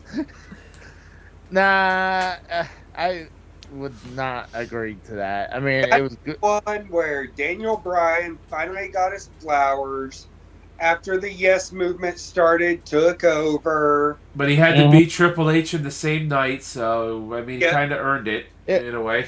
It was horrible because Think about this, I'm Casey. wrong. Think about this. Minus Ric Flair, Daniel Bryan has a win over everybody in Evolution. True. 3/4 of Evolution. Lost in one night. Right? 2-1. yeah. I just think it's stupid because Go midget. see they did the whole angle that he was hurt from Triple H and so he couldn't. I don't even think he wrestled much of that last match. Did he leave the match and like came back like 10 minutes later? Yeah, so I'm like, Totally It was- held in the stone moment where he was being stretched stretching away from the ring, got off the stretcher, and went back to the ring to finish. Yeah, but at least he didn't take a freaking 10-minute break in between. Well, I think he took a bump from like that powerbomb RKO moment on the announce table, which would have been hell on his neck. I just think it was bad where they had him all made him up as he was all banged up. Like it was stupid. He shouldn't have fought. He should- During going into that Mania, though, What? didn't he already have a separated shoulder going into that Mania from I the handcuffed like pedigree he took? I don't know. I know it was a shoulder issue. I don't know. I just wasn't too fond of 30 either. I mean, 30 was all right, but I just didn't care for the main event. Like, they were like clearly forcing Daniel Bryan on us. Not to the extent that they forced Roman Reigns on us, but still. No, they weren't forcing Daniel Bryan. People push for Daniel Bryan. Right, The but then that night they like forced it on us. Like, okay, you Well- guys are gonna get what you fucking want, and like the rest of us who actually didn't really care to see him win, just didn't care. Oh, then let's say who would you rather have came out of that? Randy Orton or Batista? Probably Randy Orton. Just to No, retain? he was planned to win the one-on-one match because he was going to promote it with Guardians of the Galaxy that year. He was going to promote Guardians of the Galaxy while world champion, but fans had it hijacked, obviously. And they were right. Daniel Bryan needed that win. Yeah, he was a former world champion before then, but and maybe he was a WWE champion before that. But He was the champion over Cena, Orton, and then was in that feud with the Authority with CM Punk. Then he got transitioned to the feud with the Wyatt family. Then he had Then it was in the Wyatt family. Then he turned on the Wyatt family. yeah, and they were trying to. And then Bray Wyatt probably had his only, from what I can remember, his only pay-per-view win on the Big Four in his entire career against Daniel Bryan at that Rumble that year. Probably, yeah. Number 19, Brock Lesnar versus Kurt Angle at WrestleMania 19. Wasn't this the night that Brock Lesnar did that shooting star and landed on his neck? Yes. Yeah, that looked ugly. Yeah. Legitimately knocked In OVW doesn't mean he's going to be able to do it in WrestleMania. I mean, if you had a still shot of when his head hit the mat, it looks horrible. You could see his legs like bent backwards behind him, and He's you see his himself. what? He scorpioned himself. Yeah. So it was bad. You could easily tell he was hurt. He was legit I knocked mean, out. Hurt was hurt after that match too. They both got injured out of that. Just Brock took the most out of it. I mean, Angle was hurt prior. He was gonna take some time off after that. And he did for a little bit. Yeah. So But if you ask me, that match needs to be lower on the rating. For All right. Number 18, The Undertaker versus CM Punk at WrestleMania 29. The I Undertaker, loved it. the Undertaker versus the most disgruntled employee they've ever had. the Undertaker, he's your problem now, AEW. Hey, it was actually a really good match. I went to that WrestleMania that year, and I was going to have a special shirt made. I was talking to someone at a flea market that did shirts, so I wanted 29. Well, no, I think it was 28 and dash, and I want one, and it was going to be his fist. You know, like the whole fist logo he was using as the one. But You the mean person, 21? What's going on to Robert Valianta, if I pronounce your name properly? Was it B 20 and 1? Yeah, because when he beat Triple H at Mania 28, he was 20-0. Okay. So, yeah, I wanted it to be like that because I think that would have been badass. But the person who said that it was going to pay, would cost $70 to do it, and he had to clean up the artwork to make it, it's just going to be a shirt for me. Because I think it'd be cool. Which Mania entrance was it when it was the fog of hands trying to reach out to Undertaker? Was that? It was that year. It was that one. Yep. It was 29. I remember part of the build to this match where CM Punk took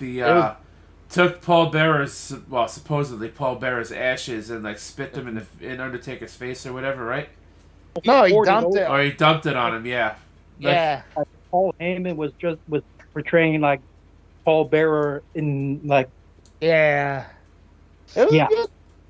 It was a good. I thought that. I mean, I'm sure. Obviously, Paul. Sean Mooney's family gave permission to do that. Oh yeah.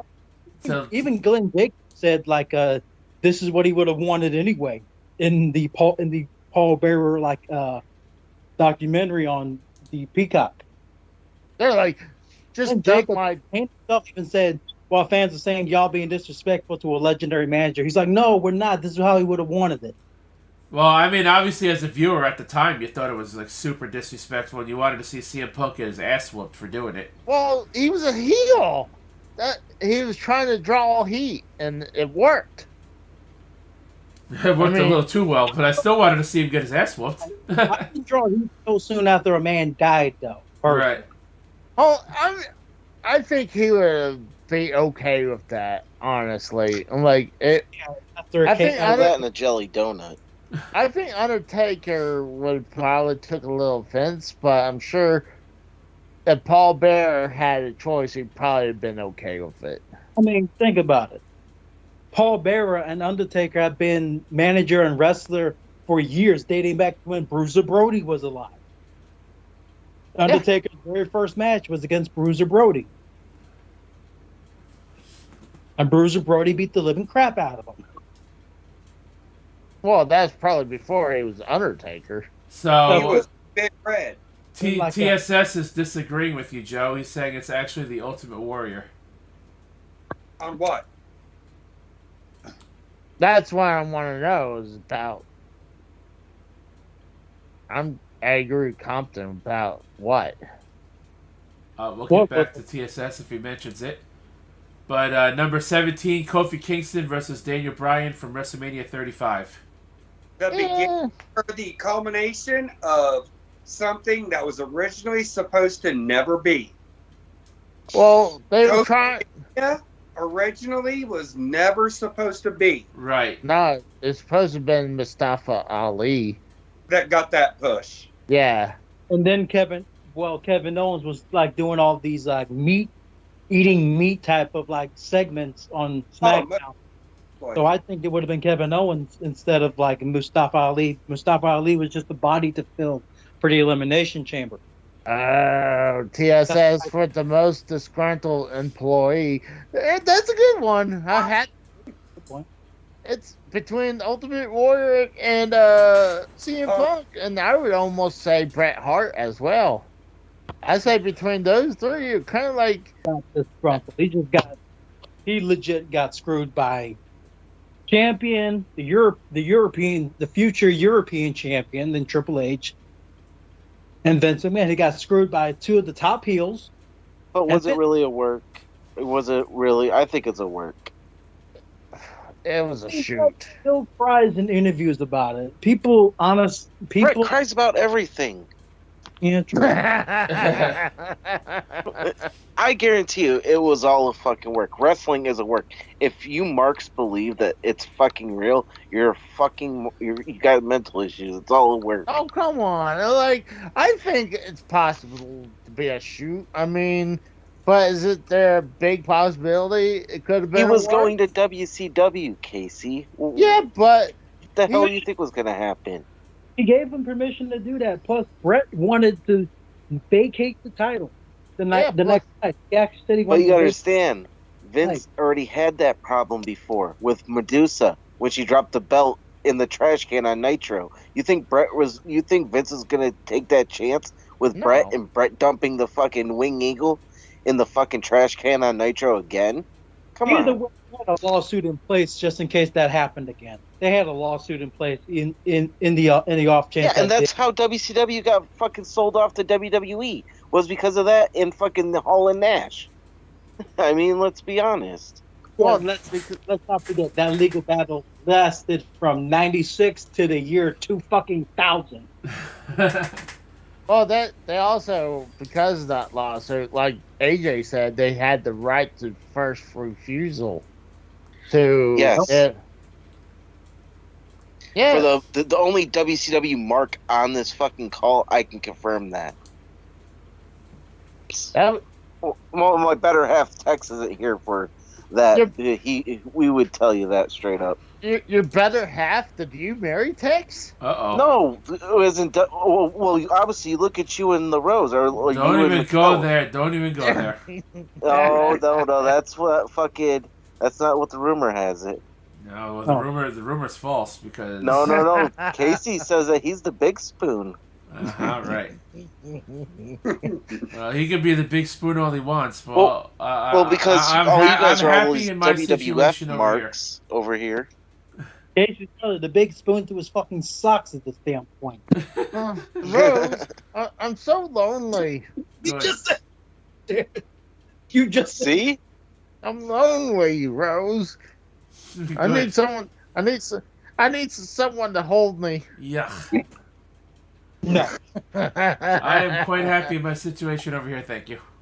Okay. No comment. So number 17. The match was decent. I don't know. I kind of feel like they're kind of pushing this whole black agenda at the time too, because obviously Kofi won and he had the belt for a little while. Daniel Bryan was an asshole. Obviously, the heel. And again, it wasn't originally Kofi's time. It just happened to fall in his lap because of his showcasing at the Elimination Chamber because Ali was injured and couldn't be in the match. It was a good match. Maybe, in the end, I think Kofi might have deserved it, but I don't think it's top 20 material, in my opinion. I agree. But I think crowd reactions when winning this top 20 material. Oh, yeah, that was one of the loudest pops WWE has had in since the Attitude Era. Mhm. But I feel he And definitely. he was putting the belt halfway into the match because of WWE shop. Number 16, Shawn Michaels versus Chris Jericho at WrestleMania 19. Second match for WrestleMania 19 to make the list. Oh, WrestleMania 19 was pretty good WrestleMania. So, and Fred Durst, what? He perform that night too? Yeah, they did. Didn't he Limp perform? Bizkit played Roland that night, yeah. He also did like Crack Addict for like the ending package for the whole show. well, that was their official theme music was Crack Addict, and actually that's one of my favorite songs. Seriously? Yeah, I really Off loved a it. $3 bill, y'all, you take seriously. Speaking of You take Tex, Crack Addict. I was gonna fucking say fucking Faith or Sour. No, Crack Those are Addict. good songs. Tex I is in the really- chat. What's going on? He says, howdy, howdy, Well, I'm talking about off motherfuckers. a $3 bill, y'all. That's what I'm talking about. That's where that song comes from. What's up, Tex? How you doing, brother? How about that? Hey, look at that! What's going on, Tex? I walked down that stretch of the WrestleMania wall with the memorabilia they had. I have pictures and footage of that too. So Cool story, bro. I feel like I was there. Nobody gives a asshole. Number 15. This one, no, I would say top 20 material, maybe top 10 even. Money in the Bank ladder match in WrestleMania 21. I believe that was the very first one. That was Yeah. when Edge Yep. Edge won it. Jericho supposedly was the one who came up with the match. Ooh. Chris Jericho devised a ladder match in which the winner would receive a guaranteed championship opportunity at any point over the next year. The inaugural Money in the Bank ladder match saw Chris Jericho, Chris Benoit, Edge, Christian, Kane, and the IC champion Shelton Benjamin vie for the coveted briefcase. In the process, provide the blueprint for every one of the popular gimmick matches that followed it. Hey, somebody had text the call. That's what I'm gonna try to do right now. Does he want to join? He's welcome Yeah. to join. Which one is it? I got Tex and Tex. It's text 1600, I believe. I got Tex 1836. Oh shit! I just hit fucking recording. I don't want to fucking record that. I didn't mean to record that. It's yeah, I'll add them. Add people. I got them right here. Okay. Text 1836. There it is. I'm calling it right now. So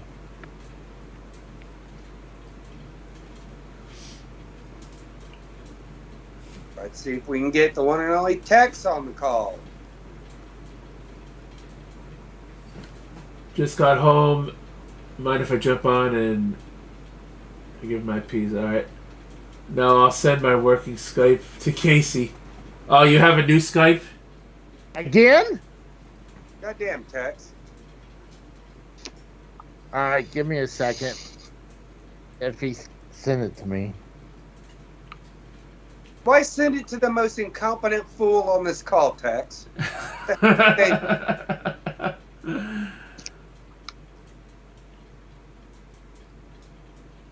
So while we add text to the call, the Money in the Bank ladder match, pretty good match. I think it's something that should maybe be brought back to WrestleMania instead of having its own fucking one of the 14 pay-per-views of the year, in my opinion. I think they should remove the gimmick pay-per-view and put the match back at WrestleMania. What do you guys think? I don't even really remember this one. Which one was it? The first Money in the Bank. I think it was great. I don't remember it. The only highlight is Shelton Benjamin jumping off a ladder onto everyone else, I believe. No, That's he leapfrogged off the top rope halfway across the ring onto the ladder to prevent somebody from taking down the briefcase. I know the next year, the next moment, Mania 22, when RVD won, frog splash off the ladder, then still climbed and won the match. Number 14, Mick Foley versus Edge, WrestleMania 22. Very good match. The last legit hardcore matches, yes. Yep. What do you guys think about Okay. this one? Damn good match. Flaming table spot. Always a moment. That was one of the very few flaming table spots I think WWE's ever done. That I remember, yeah. I mean, I think the other time they ever did it was in ECW. Yeah, that was that one night stand pay per view, right? The first one night stand pay per view. I think so. Yeah. I think this should be a top 10 WrestleMania match too. No. Oh yeah, definitely. Sorry, I'm working, getting texts in, so. Number 13, Ultimate Warrior versus Macho King Randy Savage, WrestleMania 7. Why? This was before my time in wrestling, so I don't know nothing about this match. Which one? It was basically the match where Elizabeth and Macho Man reunited. Oh, that one. Queen Sherry attacked them, and Miss Elizabeth got involved, attacked Sherry, and they hugged and reunited. That's it. That's all this match is remembered for. We got text. Sounds like we got Tex on the call. What's going on, Tex? What's going on, brother? What's up, everybody? Sorry, I just got home from work. I'm fucking What's exhausted. going on, Tex? Don't blame me. Whenever I clicked on the tweet where that Casey had put out for this live, it said the video is private. I'm like, what the fuck? What's going on? I'm like, well, shit. I guess. Yeah, I tweeted out. Nobody watching. No, I tweeted out a new link because the fucking stream went down after like 5 minutes, and I had to restart my computer. It was a fucking disaster. Uh-huh. I'll be damned. Well, Have y'all already done picks for Mania or whatever? We did, but you can go back. We can go back to it at the end, and you can add yours into the mix if you want. Okay, cool. Yep. Yeah, that's cool. We'll do that. All right. So, what do you think of this list so far, Tex? We've gone through the first half of it. I haven't. I didn't come in till right when I first commented, so I haven't heard Okay. all of it. So I'll just pick up from where I'm at. So All right. So I can run down it again real quick. 25 was well, you don't Rock. have to do that. I can do it real quick. Rock and Cena. WrestleMania 28 was 25. Number 24 was Hogan and Rock at WrestleMania 18. 23. That should be higher. That's what we all said. That's what we all said. 23 was Eddie Guerrero versus Kurt Angle, WrestleMania 20. 22 was Bret Hart versus Shawn Michaels, the Iron Man match at WrestleMania 12. 21 was Cena versus Shawn Michaels at WrestleMania 23. Number 20 was Daniel Bryan versus Randy Orton versus Batista at WrestleMania 30. When Daniel Bryan had to win 2 matches in one night to win the belt. Right. Yeah. 19 was Lesnar versus Kurt Angle at WrestleMania 19, the night he did the shooting star press and landed on his fucking neck. Just to say that one was. Yeah, I'm surprised he was able to walk after that one. But yeah. Number 18 was Undertaker versus CM Punk, WrestleMania 29. 17. That one was good because of the whole Earn storyline that they did. I liked that. Right, yeah, I brought that up too with the whole urn and the dumping the ashes on the Undertaker and shit. The ashes. Yeah, that was pretty cool. Yeah. 17, Kofi Kingston versus Daniel Bryan, WrestleMania 35, which is more recent. Who the fuck loves Daniel Bryan this much? What the hell? Shawn Michaels versus Chris Jericho, number 16 at WrestleMania 19. And the one that we were just on, Money in the Bank ladder match, the very first one, WrestleMania 21, with Chris Jericho, Chris Benoit, Edge, Christian, Kane, and Shelton Benjamin. I don't even remember that one. And number 14, Mick Foley versus Edge, the very last legitimate hardcore match at WrestleMania 22. And probably That one the was only pretty good. thing they called Joey Styles to do it. Oh my God! Yeah, The right? moment I'm- Right. When he went to that flaming table at the end of the match.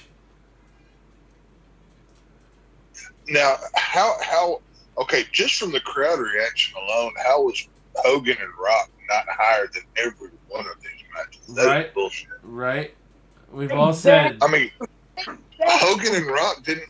Hogan and Rock didn't have to do anything but stand there in the ring and look at each other, and the crowd was about to explode out of the building. I mean, they didn't have to do 640s and jump on the flat concrete and almost kill one another for a reaction. They were just legitimate superstars and didn't have to do that nonsense. That's crazy. Yeah, nowadays, like wrestlers now are trying to freaking get everybody's attention, like see who can get the most attention by doing the craziest shit in the ring. Right? Yeah, they're trying to kill each other on a weekly basis on a regular show, and it's completely forgotten about by next week. I mean, you didn't have to used to do that. That's why wrestling is what it is now. You know what I mean?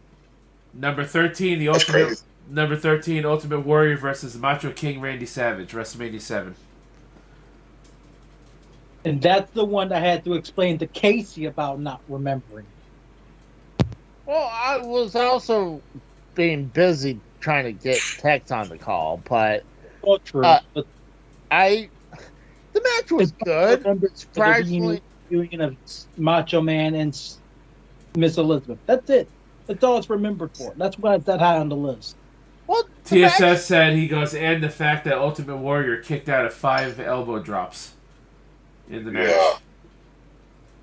I think it was a pretty good match. If anyone could make Ultimate Warrior look good, it would be the Macho Man, and it would be Shawn Michaels. But It couldn't make him. It couldn't make him look any worse than whenever he fought Hulk Hogan, and they're doing that hand thing, and he's down on his knees, and it looks like he's giving Hogan a blowjob. His head's all moment right there. All right, well, here's a few of you guys' favorite WrestleMania match. Number 12, The Rock versus Austin at WrestleMania 17. Oh, God, no. Ugh. I think turned the television off after that. I think it was a hell of a match. The thing is, it got really brutal when Stone Cold started just keep slamming him with the chair. And I love how when Stone Cold had him the sharpshooter and he would give the referee the finger because there was no disqualification. Right. That wasn't even the best match of WrestleMania 17. The gimmick battle royal that they had earlier in the show was the best match of that show. Y'all remember that one? I think the TLC match, in my opinion, was the best match of that night. Come on. When you had Jim Cornette and the Goon fighting in a battle royal with Michael Hayes, how is that not the greatest match ever? Come on now. And the Gobbledygooker, too. And the Gobbledygooker, and Iron Sheik wins, but he can't even walk to the ring. Come on now. That was great. Yeah. So there was someone who came out before him and lapped him to the ring. And Iron Sheik was probably yelling, "Fuck the Hulk Hogan" as he won the match. What was that line that Bobby Heenan used in commentary? By the time Iron Sheik gets to the ring, it'll be WrestleMania 18 or something like that. Like he totally called him out on the way. It was hilarious. I think he might have said WrestleMania 28. I think. I have to. Was that 28 or 7? I can't remember. Could have been like 10 years later. I think I don't know. It was 28 or 27. I'd have to watch it. Either way, that gimmick battle royal, watching Michael Hayes basically come out in his pajamas to wrestle, because that's what he was actually wearing, but it was pretty fun. The hardcore match almost knocked the entire feed out for that Mania. No, they went all over the place. I mean, they went almost knocked the feet completely out. Oh, I remember. Yeah, you are right. I think it was when they were taking off in that go-kart, and it was about to hit some kind of cord, and they could have lost the feed if it would hit it. Hang on, wait a minute, Casey. Didn't you say that you liked when Austin went heel? Didn't you say that the other day? Yeah. How could you like that? How could you like him joining McMahon? I was floored he joined McMahon that night. I was floored because I was literally finding out Right. I had school the next day. Well, I I was mean, the whole, if you go back and look, the whole crowd popped when he won. But until he shook Vince's hand. I tell you what, though, I liked JR's call at the end of that match when he screamed, "Why, Austin? Why?" Oh yeah, no, JR sold the hell out of it. Yeah. And that's what we figured JR was doing, was freaking out about Austin turning heel. We were predicting that's what happened. So, I felt like at the time Stone Cold was his face being as a face was going stale, that he needed to turn heel at the time. I don't Yeah, but even Kumbaya listen to every his heel turn. Listen to every interview that Austin's ever done. He said that's the biggest regret of his entire career was going heel with McMahon. It taints everything that he had going. You know what I mean? It was just awful. I mean, it wasn't like when Hogan joined the NWO. You know, that rejuvenated Hogan. You know, he needed to go. Wrestling in general. Right. Austin didn't need to join McMahon. That was like dumping cold water on him. You know what I mean? I agree, but I still think Some him people turning have Austin in that same heel turn, whimpering and crying over being pushed into a kiddie pool by Kurt Angle. I mean, if they wanted Austin to go heel, they could have, and they could have even done that. What was that tag team him and Triple H had? Two-man power trip or something? Yeah. 2-man power trip. They could have even done that and not had it attached to McMahon, and it probably would have been even better. Because he still gets to be traditional Austin, but you can put all the belts on. You know what I mean? Well, and that's another reason that when we were first starting this thing up together, that I was like, hey, you know what? We could be the 3-man power trip. Right. That's right. That's where that came from.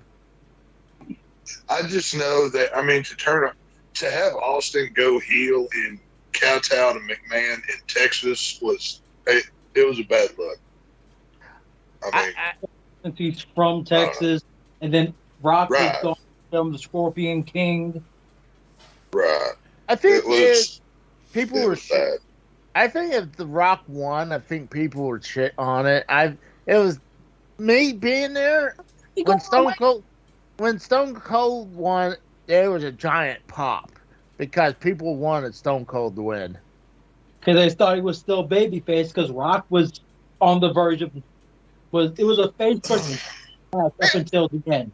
Hold on, it was obvious he was a heel, turning heel when he got the freaking chair and started smashing the shit out of him. It was obviously he was turning heel right there. He didn't even have to shake his hand to know that. Up until that point. What? Up until that point, it was already people seeing it as another face versus face match. Yes. Yeah. With no heel. Yeah, but when they started clobbering him with that chair, announced. I think it was obvious when they started clobbering him with the chair, he was turning heel. To me, at the time, I just thought Austin was really just wanting to win the match. Mm.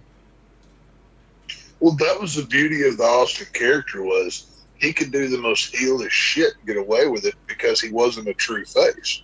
You know what I mean? Right. He was always that tweener, but everybody loved him anyway. Right. I mean, he was a bad guy his entire career, but because the fans loved him, he got away with it. I mean, he was, whatever. He was considered the anti-hero, so. Right. Oh yeah, he was the perfect representative for the everyman, for the guy that hates his boss, for the whatever, the dude that just wants to tell the world to go to hell, the whatever. Mm-hmm. He was coming out on TV and flipping people off on a weekly basis. And at that point in time in television, you didn't really see that. Oh, so, no. it was, it's not like it is now where you know, even on regular TV you can watch, you know, full rated R films besides nudity. You know what I mean? Mhm. So Tex, I'll good. take that one and raise you this. Imagine if the Stone Cold character was in WCW for that time. Do you think WWF would have survived with Stone Cold as a character on WCW during the Monday They Night had War? Stone I think it would have been better. they had Steve Austin, but they didn't know what to do with it. That's the problem. You know what I mean? I mean, as much as I love WCW, WCW is my shit, just like AJ here. I mean, but I mean, they had Undertaker and Steve Austin, and And they Mankind. shit the bed. Only They and well, technically, they had McFoley. Cactus Jack. Okay, I'm going to say this: WWE stole from what WCW had with Cactus Jack and just gave you an updated version. Whereas when Taker and Austin were in WCW, they didn't know what to do with it. You know, I mean, it was, you know, one of those things. I remember in a Comic-Con event, Mick Foley confirmed that when he initially debuted the Mankind character on TV, he did not want to wear that mask at first because he wanted people to see his face. He confirmed this. I never liked the Mankind character, to be honest with you. Really? Yeah, I was always a Cactus Jack guy. When it came to Mick Foley, I liked the Cactus Jack the best out of any Yeah, of them. he wanted to come out as Cactus Jack at first, but the Mankind character was only born because Mick Foley knew fans were going to know who he was no matter what character he played. But Right. Mick was the one who said, put a mask over his face because he didn't want people to see his Right. face. No, Mick confirmed that at the Comic-Con I went to, at the Q&A. well, and I'll also say this: if it wasn't for Terry Funk, you wouldn't have had a Mick Foley in any shape, form, or fashion, because Mick Foley stole everything that Terry Funk ever did. Let's just be honest. Pretty much. But True, yeah. That That match, fully couldn't do a moonsault. While Terry Funk, at his old age, he could still do it. Terry Funk is one of my favorite wrestlers of all time. I mean, and not just for being a Texan dude, but I always loved his work. And I mean, y'all know the love that I have for Texas Chainsaw Massacre. I mean, he was fucking Chainsaw Charlie, which was a direct knockoff of Leatherface. You know what I mean? So it was. I mean, you know, also, I love Terry Funk. didn't he also help Onita with the American wrestling? Like, he also helped the I have no clue. founder of FMW become who he was. I don't even know what FMW is. I'm not that big of a wrestling fan. Y'all would know more than me. Terry Funk is known for that as well. He was best friends with this guy, Atoshi Onita, I think is his first name. God bless you. They were the ones that invented the barbed wire exploding death match. Yeah. FMW, Frontier Martial Arts Wrestling. Now, Yeah, all I it's hear is funny. ching chang this and that. That's what I'm saying. You know, That's That why sounds like, you know- AEW tried the exploding barbed wire match, and that blew up And in their it faces. failed.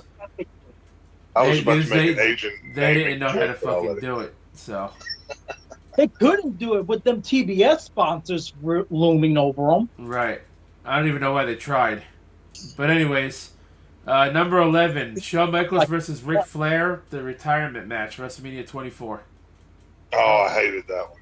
I hated seeing Ric Flair go. I hated to see that. He needed to retire. But he ended up not retiring because then he went to TNA and wrestled there. Well, yeah, he went to TNA. He went to TNA because he was broke and needed money, which I don't blame the guy.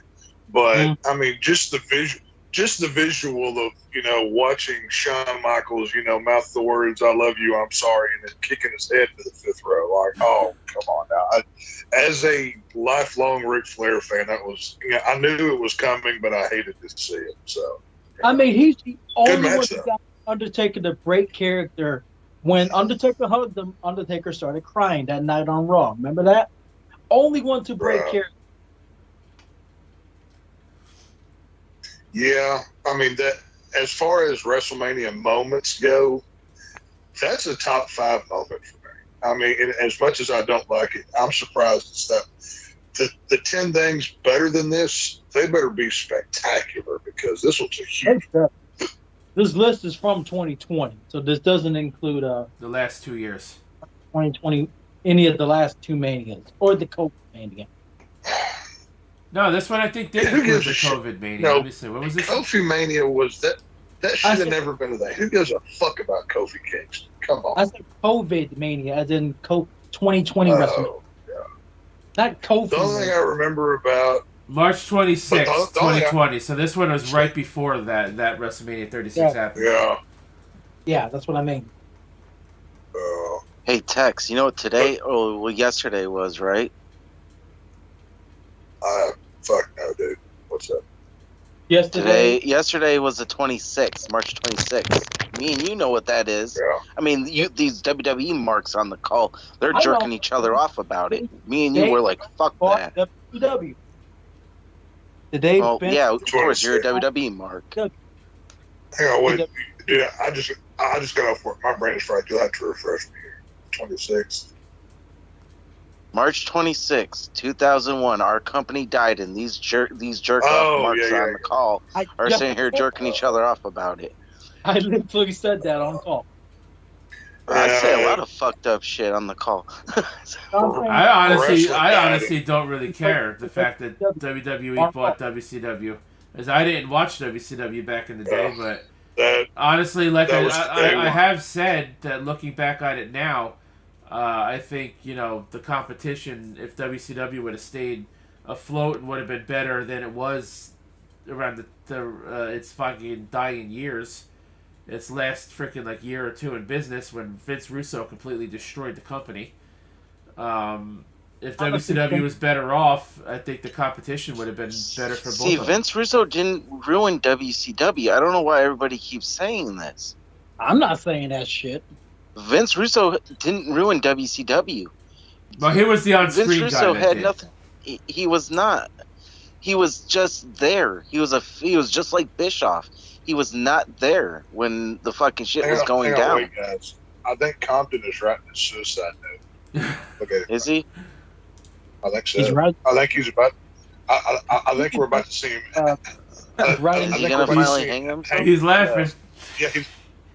Hey, Compton. If you do kill yourself, hang a rope right there in that door frame so we can watch you as you die. That'd be great, please. Jesus Christ. Oh my god! Right, all these goddamn pigs for the 18,000th time. Ain't nobody making you do dick, motherfucker. I don't know what you're bitching about. Number Hey, 10. put up- Number 10, Shawn Michaels versus The Undertaker. His retirement match, WrestleMania 26. That one was cool. Now, is that the one where Sean was dressed in all white, Taker's in all black to No, contrast? That was entrances? 25. That was 25. Personally, Oh, I okay. think Okay, never WrestleMania. I think the WrestleMania 25 match was better than 26. 26 was the year where Shawn Michaels was begging The Undertaker for a rematch at WrestleMania, and he didn't want to give it to him. So that was when Shawn Michaels said, "If you give me the rematch against the Streak, I'll put my career on the line. I'll retire if I lose." And that was after he super kicked him at Elimination Chamber, the same Elimination Chamber where Undertaker had second degree burns Yeah. from the pyro. Yep. Now, mind you, he's had That pyro one was good. in his career. That match was good, but I still like the end of an era match better with Taker and Triple H and with Shawn Shawn Michaels. Michaels as the referee. That one was better for me. That Mania actually got me back into wrestling because I kept searching through YouTube bullshit to find that match. I was neck deep But- in YouTube. All that coming was WWE 12 simulation matches. But I want the real fucking match, YouTube. God damn it. But to be honest, you could have just done this list with just Undertaker matches, and it would have been perfectly legit. You know what I mean? Yeah. So I remember popping for The Undertaker winning. I like Shawn Michaels too, but obviously I'm a big Undertaker mark. Obviously, I wouldn't have paid over $500 to meet him if I wasn't. 500. That's Dude. I'm not sure I'd do Rose, that. for $500, just curious. For $500, did he give you a reach around and a tug and pull? No, I only got to see him for about 10 seconds. You spent $500 for 10 seconds? He was Why would he was 3 hours late to his signing, so his entire freaking booking got rushed. I would have been like, fuck that, give me my $500 back. Fuck this. For him being 3 hours late, you should have been like, hey, Taker, I'm going to need you to get your wife in here and have her flash and let us take a picture of your wife's titties for $500 dadgum dollars, what I would have said. The whole thing cost me, but by the time I bought the Funko Pop, I got autographed. The ticket, the autograph ticket, and the photo op. The whole thing was $540. Fuck that. A photo op and autograph from me. What do you mean? That's ridiculous. I spent $90 on a photo op and freaking autograph from Mick Foley. I spent $135 for Shawn Michaels' autograph and photo op a couple years back in, I think, 2019. Crazy. Spending kind of money like that, man. But yeah, I remember popping for the Undertaker winning that match because everybody thought Shawn Michaels was gonna win. The streak was gonna be over. He wasn't retiring. I remember having this bucket of popcorn in my hand, and one of my friends was sitting on the couch next to me. And when the match was over, I just remember jumping up off the couch, threw the freaking popcorn straight up in the air, and I just remember like the majority of the popcorn just went all over him. And I just started running around the house screaming, "Undertaker wins." I think the only time I ever reacted that way to her, pedigree combo. I didn't remember too much of the Hell in a Cell match. That one, I don't know. Like, I didn't really care too much for that match, to be honest with you. Like, I didn't like that Shawn Michaels got in the middle of it. That kind of ruined the match, in my opinion. Tex, what were you trying to say? Oh, no, I was going to say, I think the only time that I ever reacted that way to a wrestling match was whenever I was a kid. I was 10 years old watching Sting versus Hogan, Starrcade 97. And when Sting finally beat Hogan for the belt, I think that was the one time that I ever had a physical reaction to a wrestling match. Even though Hogan won clean, even though it was supposed to be a fast people get lost in the semantics of, it was a slow count. Who gives a shit? Sting still won. I don't care how tan he was or wasn't. I don't give a shit. Sting won. That's one of those. Sting was. That's one of those childhood. That's one of those childhood memories for me that I will always treasure. But that's just me, though. I agree with you, Tex, on that one. But mine was when Luger beat Hogan at the Palace. That's where I popped. Well, that's because you were actually fucking there, though. Exactly. Personally, there shouldn't have been any shenanigans at that Starrcade. Sting should have won clean as a whistle. That's just me. He should have won clean. Well, no that doesn't work for him, brother. No interference, nothing. Should have made him had shoulders down from the Scorpion Death Drop. 1, 2, 3. That's what I think. Either way, sorry to go off on an opposite direction of the Rose. Anyways, what's next on your list so far? Number 9. Speaking of WrestleMania 28 and the Hell in a Cell match, Undertaker versus Triple H. WrestleMania 28. There you go. This one also should have been higher. This match should have ended both Triple H and Taker's career. They should have stopped right here. I mean, it was called an end of an era match for a reason, if you think about it. Yes, the streak would have been intact. He would have went out against a big opponent, and they all could have rode off together. I mean, the visual of the three of them standing there together at the end of it. They're all up and everything, yeah. Right. That should have been it. We didn't need the streak broken there was no other Undertaker match that we would have really missed if they never happened after that. Looking back. Because after that, we got CM Punk, Brock Lesnar, which is the way the streak ended, Shane McMahon, Roman Reigns, which he also lost and faked his retirement. Then he had that squash against John Cena, which was like a 5-minute thing, and then... Well, I take that back. The only match after the end of the era match at Mania that I would want... was the Oh, I forgot one the Bray from Wyatt one too. no, not even the Bray Wyatt match. The one with him and AJ Styles. The Boneyard match. I love the Boneyard. I have went back and I've watched that probably 10 or 15 times. That I want more. I know it's not a popular opinion, but for certain characters, cinematic matches work, and Undertaker's one of them. And I still think Undertaker could be having matches like that, with the way his health is now. But he's not going to do it.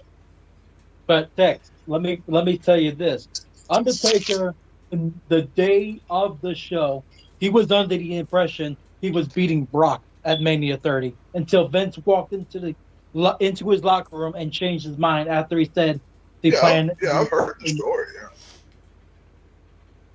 Yeah, that's. And then Undertaker got legitimately concussed in the match. Yeah, he got concussed and he didn't even know his name or whatever for like a couple of days. He said, yeah. But no, if you just go back and watch that end of the era match, that was that was on the same epic level as Rock Hogan is. I mean, just the environment in that building, you can feel how important it is. You know what I mean? Didn't Jim Ross also call that match as well? Yeah, I think that was one of the last matches he called. He came back for it. Undertaker match as well at Mania 33. Right. Yeah. They brought back Jim Ross just for that one match on the card or whatever. I do remember that. Number 8, Shawn Michaels versus Kurt Angle, WrestleMania 21. I don't even remember it. Neither do I, to be honest with you. Yeah. You heard my reaction. Number 7, the classic TLC match at WrestleMania 17. The Hardy Boys, Dudley Boys, and Edge of Christian. TLC 2. Casey was there for that one. What were your thoughts on it? They put TLC 2 over TLC 1? Well, TLC 1 was SummerSlam. This is just a WrestleMania list. Yeah, that's true. Yeah, that's right. Okay, then I'm all right with that. Yeah, no, I was just going to say TLC has to be on here somewhere because I mean that was well, I mean, other than Jeff Hardy from Edge, and Lita hitting Spike Dudley with a chair, I barely remember this fucking match. Guys, I got. Well, to be honest, I gotta go. I gotta go do something. So, okay. So I'll talk to you guys later. See you later, Casey. Whatever's going on, see you Casey. Wednesday, buddy. Hopefully, everything's good, brother. Yeah, I'll be all right. I won't be on the show Wednesday because I'll be at AEW Dynamite that night.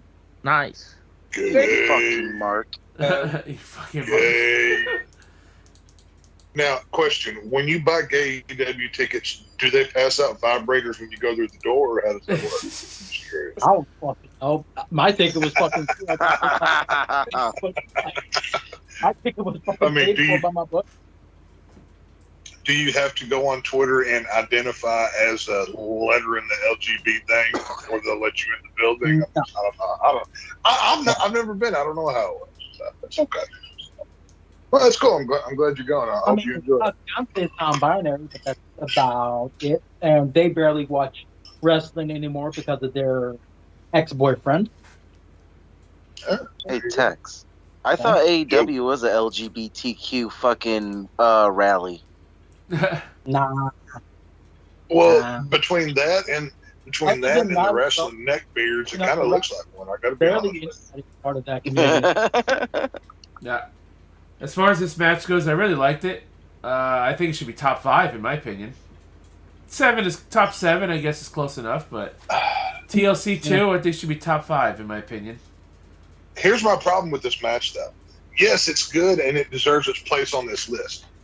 But the cultural significance of this match and what it did to wrestling after that, you can directly correlate what wrestling is now to what that match was. Because what they did in TLC match, now they do on a weekly basis. You know what I'm saying? Well, back then we didn't know wrestling was going to become that, so...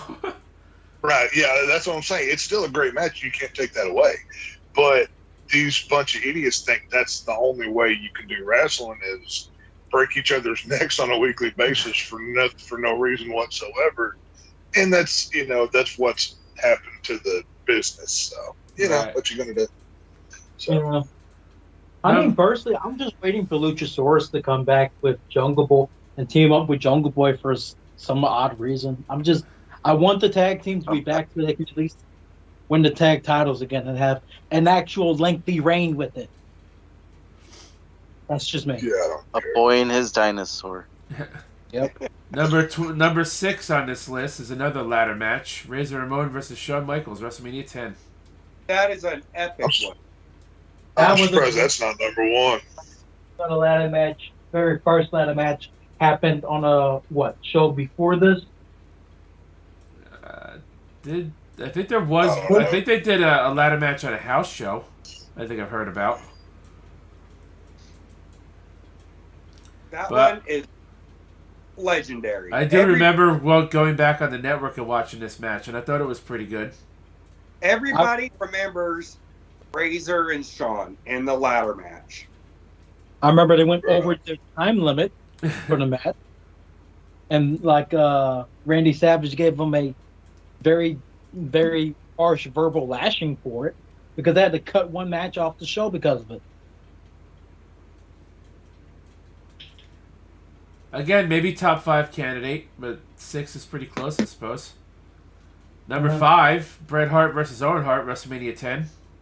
The one I mentioned earlier. I was never a fan of the Hearts. That was never my deal.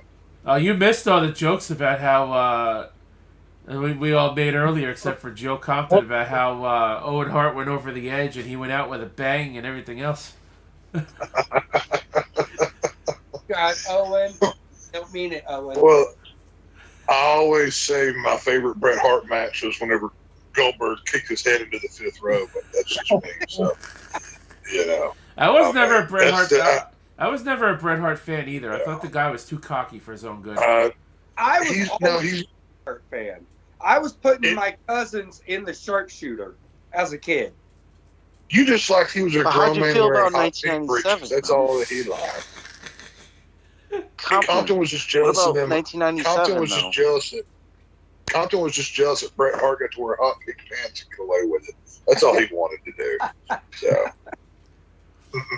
But no, for Joe though, because he's a soldier. 1997, how there was the anti-American, he was pro-Canadian and all that shit.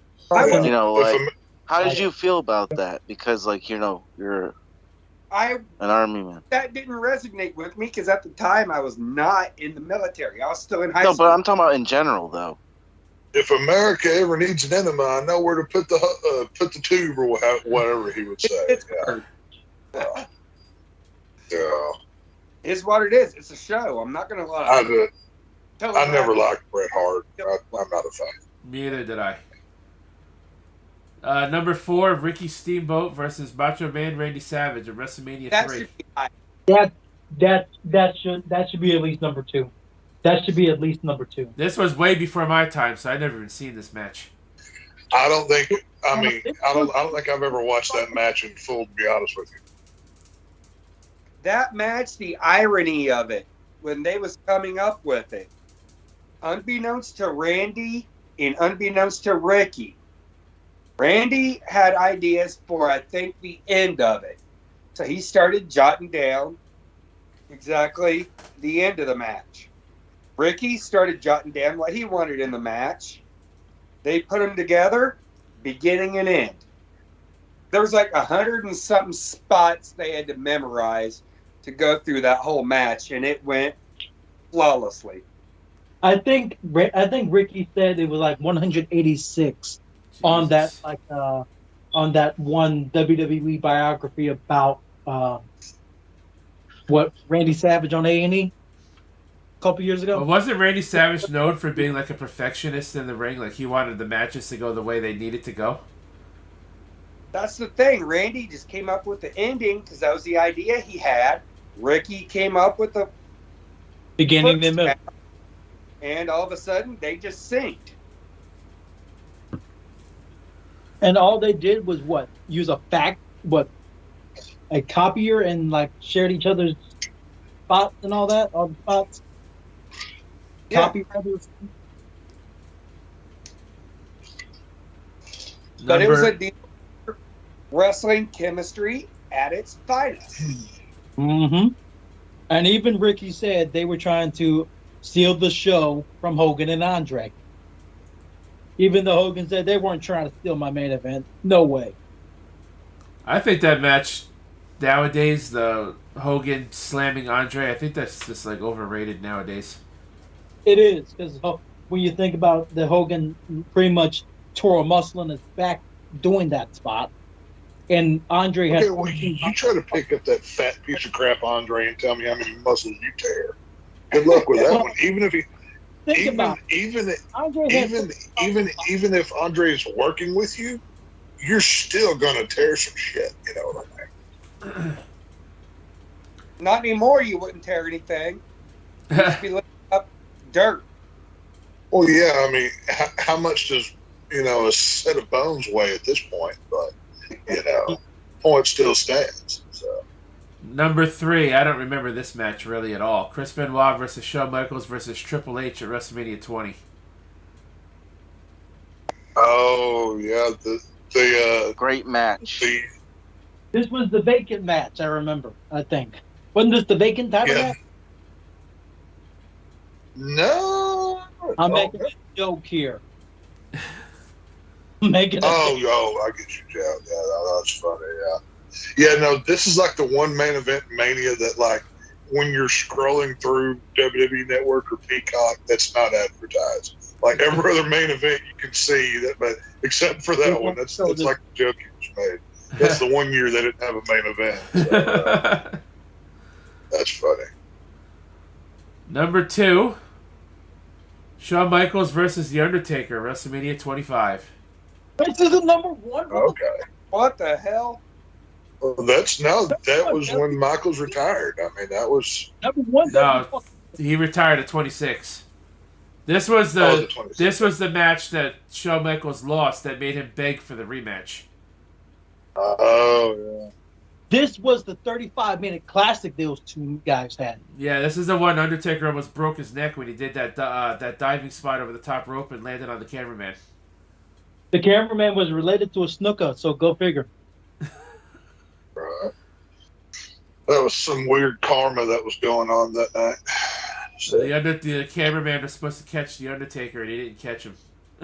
He kept holding the camera. That's why. But this was a great match. Definitely top 5 material. Certainly better than WrestleMania 26 match between the two of them.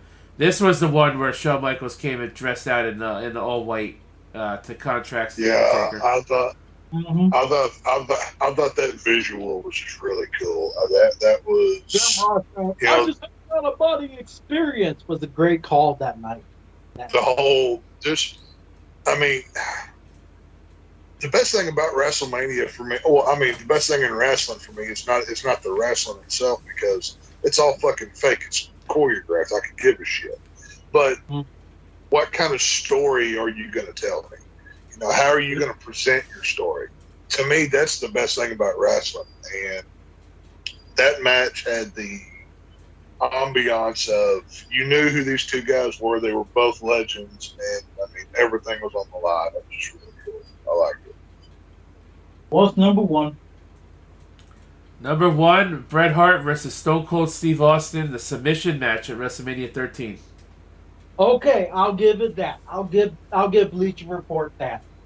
That was a good match. So double turn. Stone Cold passed out in a pool of his own blood. They saved that fucking Mania. So this was the very first wrestling match I ever watched. My older brother introduced me to wrestling. He had recorded a VHS tape of WrestleMania, and he showed it to me. I don't remember how much longer later, but he showed it to me. It was telling me all about Stone Cold, and he was telling me how there's this guy who doesn't care, bad attitude. He he curses off everybody. He's on TV cursing and all this other stuff. And he had this match, and he was bleeding all over the place and all this other shit. He showed me the match, and then I watched the match, and that was it. I was a wrestling fan ever since. And Wait, it was the brother first had black time. box? It was the first time a double turn was actually executed perfectly. Mm-hmm. That's not necessarily true. There's been other double turns. This was an okay match. The only reason, if Stone Cold had not passed out while bleeding, this would not be number one. There was nothing about this match epic enough to take place over so many other moments. I would have put Hogan Rock over this, the end of an era over this. There's 3 or 4 on this list that I would have put over this one. Now, as far as if you want to argue WrestleMania moments, then maybe number 1 with Austin passing out, but not the match as a whole. So I have to disagree on that. I mean, that moment saved the whole damn show, personally. That's my whole point. If it wasn't for that moment, the match would not be where it is. That's what I'm saying. But then it was after the match, too, where Bret Hart kept attacking Austin, and Ken Shamrock freaking body slammed the shit out of Bret Hart. No, he did a belly to back takedown on him, not a body slam, belly to back takedown. So, I mean, my favorite WrestleMania match, like I had mentioned earlier, is Undertaker and Kane at WrestleMania 14. That didn't even make the list, and I thought that match had a really good build. I think that match should have been put on this list over some of the ones that made this list. Yeah, there was. Those 4 or 5 Daniel Bryan matches. I mean, I'm not a Daniel Bryan fan. I never have been, but he's not good enough to have that many moments on the best matches of all time. Like, no way. Yeah, I think he had like 2 or 3. I'm shocked that that's versus too Daniel many. Bryan too. At this point. Yeah. Now that's the whole thing about, when you read like, the best lists of all time, like if you were to ask me what's my favorite horror movies of all time, you're obviously going to see what kind of movies I'm a fan of, because I'm going to lean into films that, like the bloodiest, the goriest, the Rob Zombie kind of grindhouse kind of films, which aren't going to be like the most popular. It's just one of those things. I mean, whoever made the list, they're obviously one of these kind of work rate kind of fans or whatever, to put that Bret Hart, Austin match as the best of all time over something like a Hogan Rock. But, hey, their list, not mine. It is Bleacher. They're always like biased against something. So let's backpedal. Let's backpedal a little bit, since Tex is here now. Tex, earlier we all went over what our favorite WrestleManias were, our favorite WrestleMania match, our least favorite WrestleMania, and our least favorite WrestleMania match. Do you have something you want to include into that, like what your favorite Mania was, favorite match, least favorite Mania? My favorite Mania would be the first time. The first time Mania was at Cowboy Stadium, where Triple H fought Roman Reigns in the main event. 32? Which one was that? No, that wasn't 32. That wasn't 32. That one? 32 was, 32 was the one that Roman Reigns beat the Undertaker. No, that's 33. Yeah, no. That's 30, it was 30 something. I don't remember which one it was, but I was there in person for that one. That's why it's my favorite. So I actually got maybe to it was 30. I it. thought it was 32. Undertaker lost. Got attacked by Stone Cold Steve Austin, The Rock, and Hogan that night? And Hogan and Austin gave a stunner to Rusev as well that night. Yeah. Had a match against Eric Rowan, lasted 6 fucking seconds. Yeah, The Rock had that match. Yeah. Just to get to experience Mania in person like that night, that was really cool. I mean, just the ambiance, like I said, that was there.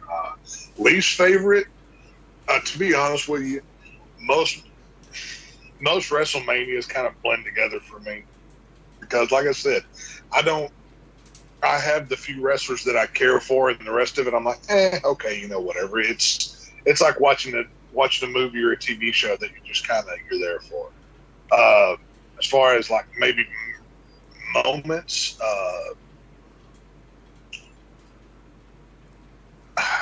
obviously the Undertaker AJ Styles cinematic match, I love that.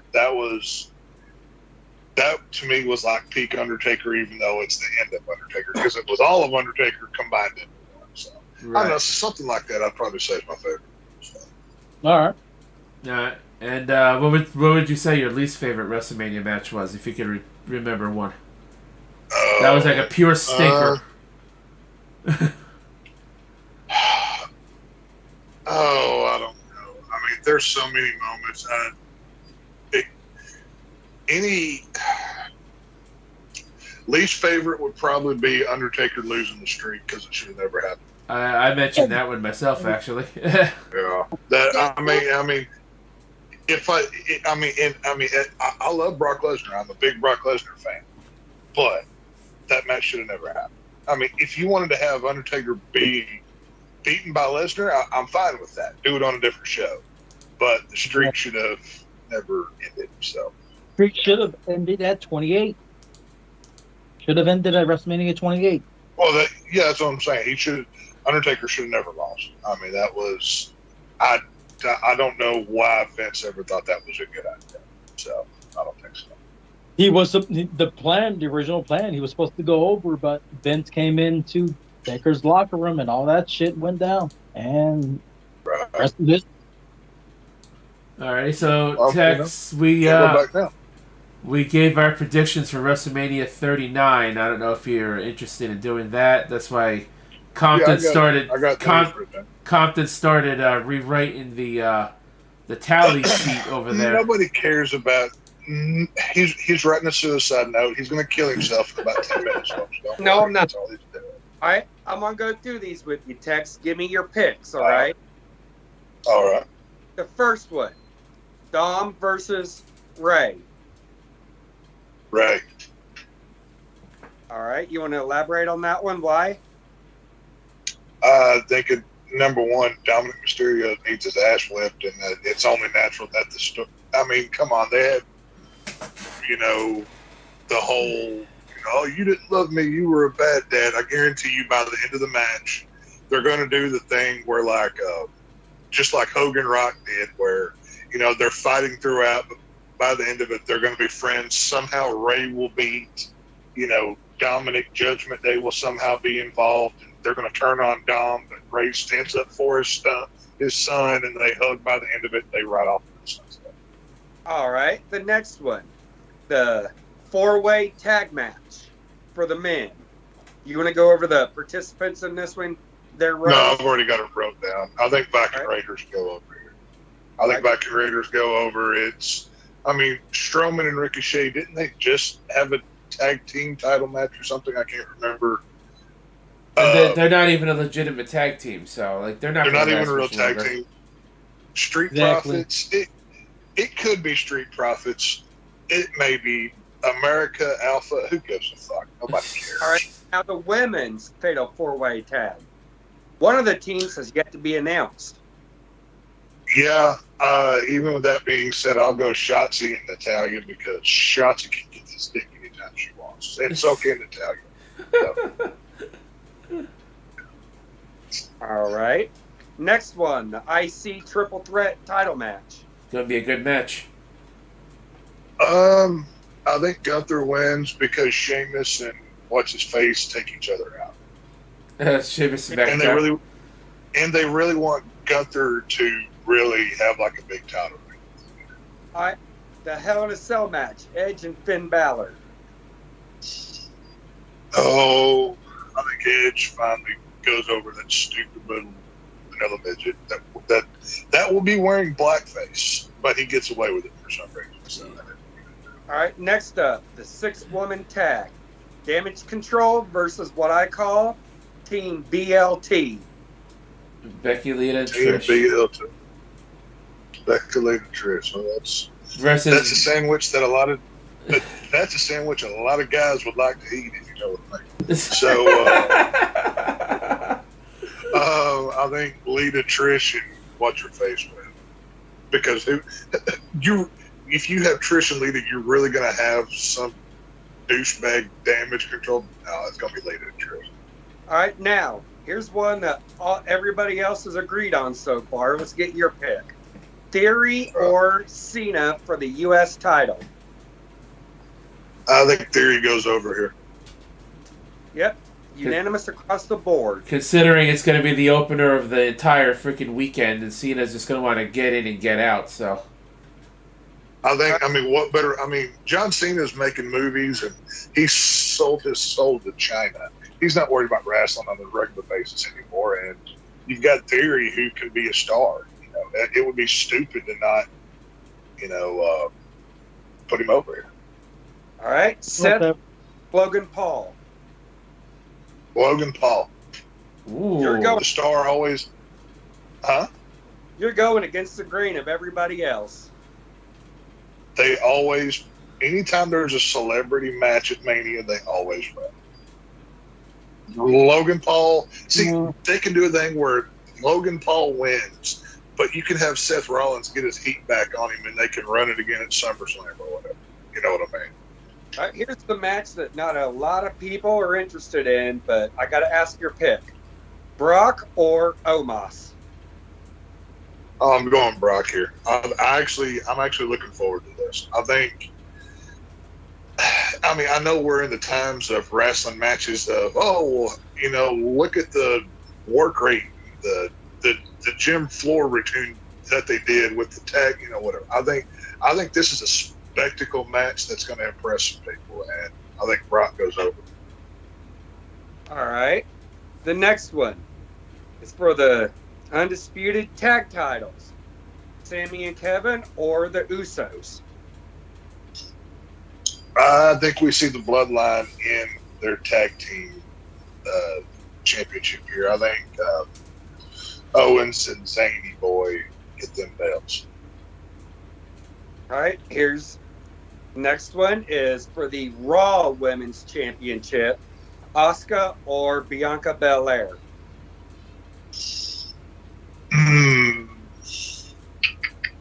I'll go Bianca. Against the grain of everybody else once again. Well, I say that because the other women's match affected my picking of that match. All right. That's the next one on the list anyway: Rhea Ripley or Charlotte Flair? For the SmackDown Women's title. I think Rhea Ripley gets this one, and they don't often change both belts on one night. That's why I think Bianca retains and Rhea takes it from Charlotte. Then the main event of the whole damn thing: Cody or Roman? I think they're stupid if they don't put the belt on Cody. And I'm not even a big Cody fan, but I think Cody goes over here. Am I the only one Roman for that match at this point now? Yes, you are. Well, think about it. What's the point in doing everything that they've done? Finish the story. I mean, if they really have Roman win, it's not going to be nuclear heel heat. It's going to be, are you fucking serious heat? And they're going to push a lot of fans away. You know what I mean? So they have to do this here. Yep. Now I have everybody's picks broke down. I will keep an eye on all weekend, and we will see who has the most wins and who got the most right. Then I will let Kate and Rose know, and they can announce it on the next LTS. Which right now would be on Easter Sunday, April 9th. There you go. Oh, damn. Oh, that's right, because you only do the show over 2 weeks, right? Yeah, plus next week I'm going to be busy, so I'm even going to have a hard time watching WrestleMania as it is. Yeah, I'm trying to work out a deal with one of the guys to kind of make. There's a guy that wants nights, and I'm trying to work a deal with him to kind of just trade schedules. So, yeah, I can't work fucking nights. I hate it. You've only been doing it for what, a week? I fucking hate, dude. My body. I was actually talking to Sith about this yesterday. We were going back and forth. Like, for so long, I'm used to going from sun up to sundown, not sundown to sun up. I can't fucking deal with it, dude. It's fucking like I'm tired all day. I just can't operate this way. So. Well, yeah, because you work all night now, and all you want to do is sleep all day. So that's what the fuck. Literally, that's my whole point. Is I want to sleep all day, but I still have to get up and do shit. You know what I mean? And it's just like I can't fucking operate here. So I'm trying to finagle my way to however I have to stop this night shift shit. That's why I went early today, because just to try to get fucking done. I'm just fucking exhausted, dude. I will get a picture of our picks. Everybody on this call, including. Well, I've got mine wrote down. I'll just send you a pic of mine. I already got all of ours written down all together. This way we can put it on Twitter, and all the listeners can compare their choices to all of ours. Yeah, I don't think it's not like we're wrestling insiders that they're going to compare to our fucking picks either way. You give a shit, you know what I mean? So It's just something fun to do. Yeah, something fun for the listeners to do and watchers of the show. Yep. Now, okay, well, what do y'all think will be moment of the Mania? Like, what's one thing that y'all could see happening that will be like the one thing that's remembered 10 years from now? Cody holding the titles up. After this long, almost 1,000-day championship reign of Roman Reigns, after all is said and done, and after all the smoke is cleared, Cody holding up both titles will be something that will be remembered. I wouldn't say it'd be remembered 10 years from now, but it'll certainly be probably the biggest moment of the night easily. I think Ray versus Dominic, with Ray going over, will be highlighted tonight. The way Tex said it should happen. Well, that's what I'm saying. I mean, think about that. You've got the way they've scheduled all this out. Ray doesn't want to fight his son. He doesn't want to lay hands on his son. All of the things, and then he finally has to. And then Ray, like right before the end of the match, you can have Judgment Day come down, and they're trying to cheat to help Dominic win. But like I said, this is Rock Hogan, but in a different format, and Dominic refuses the help, and then they can have Judgment Day turn on Dominic here, and Ray. He technically beats his son, but he stands up for him, and then you can have the whole redemption angle and the whatever. It kind of writes itself. I mean, this isn't Ray and Dominic against Judgment Day, and then Judgment Day disappears just like Retribution. I could also see Rhea Ripley kind of separating from Judgment. I think they're going to end Judgment Day here pretty soon. I really do. I think. I mean, because I went back and I watched SmackDown, this last one. I didn't watch it when it came out. People are cheering for Rhea Ripley where they're not cheering for Judgment Day. I think I could see her being split off from them, kind of going face, you know what I mean? So. Charlotte kept forgetting she won when the week after she won the title, she got a heel promo, the baby face. I'm like, how do you forget what side of the coin you're on? Were you going that long to forget that you're a babyface now in the eyes of management to cut a heel promo the week after you won the title? Well, that's what I'm saying is, I mean, does anybody really give a shit about Judgment Day as a group? Hell no. And that's a horrible name for a group. Oh, we're the Judgment Day. What the fuck? Get the fuck out of here. It's a terrible fucking name. If Roman does retain, if Roman does retain, and going into Backlash, because Backlash is in Puerto Rico, I can see a babyface Damian Priest going up against Roman for the titles if they go that route. Okay, then let me ask you this: if Cody doesn't beat Roman, you really think Damian Priest is believable enough to beat him? It just gives Roman another body, but hell no. Well, okay. Well, you're making my point here. If they don't have Cody beat him, they've already ran everybody else against him. Seth, I guess I guess the only person who hasn't would be maybe Randy Orton, but I don't think he's wrestling right now. I'm not sure. Randy Orton. So they have to beat him here. If they don't have Cody Rhodes beat Roman, the only believable way for Roman to lose those titles would be like, oh yeah, I'm retiring. Hey, I've already beat everybody. There's nobody here that's going to take me down. So, I'm going off to Hollywood to make millions of dollars. Screw y'all. That's the only believable thing. So I don't know. That's just amazing. Like I said earlier in the stream, I said if Cody doesn't win, debut Braun Breaker as a legitimate threat because he's ran through everyone else in NXT at this point, and have him in a shock win at give or take SummerSlam or something. I like Breaker. He's I mean, they get the new Roman in Braun Breaker.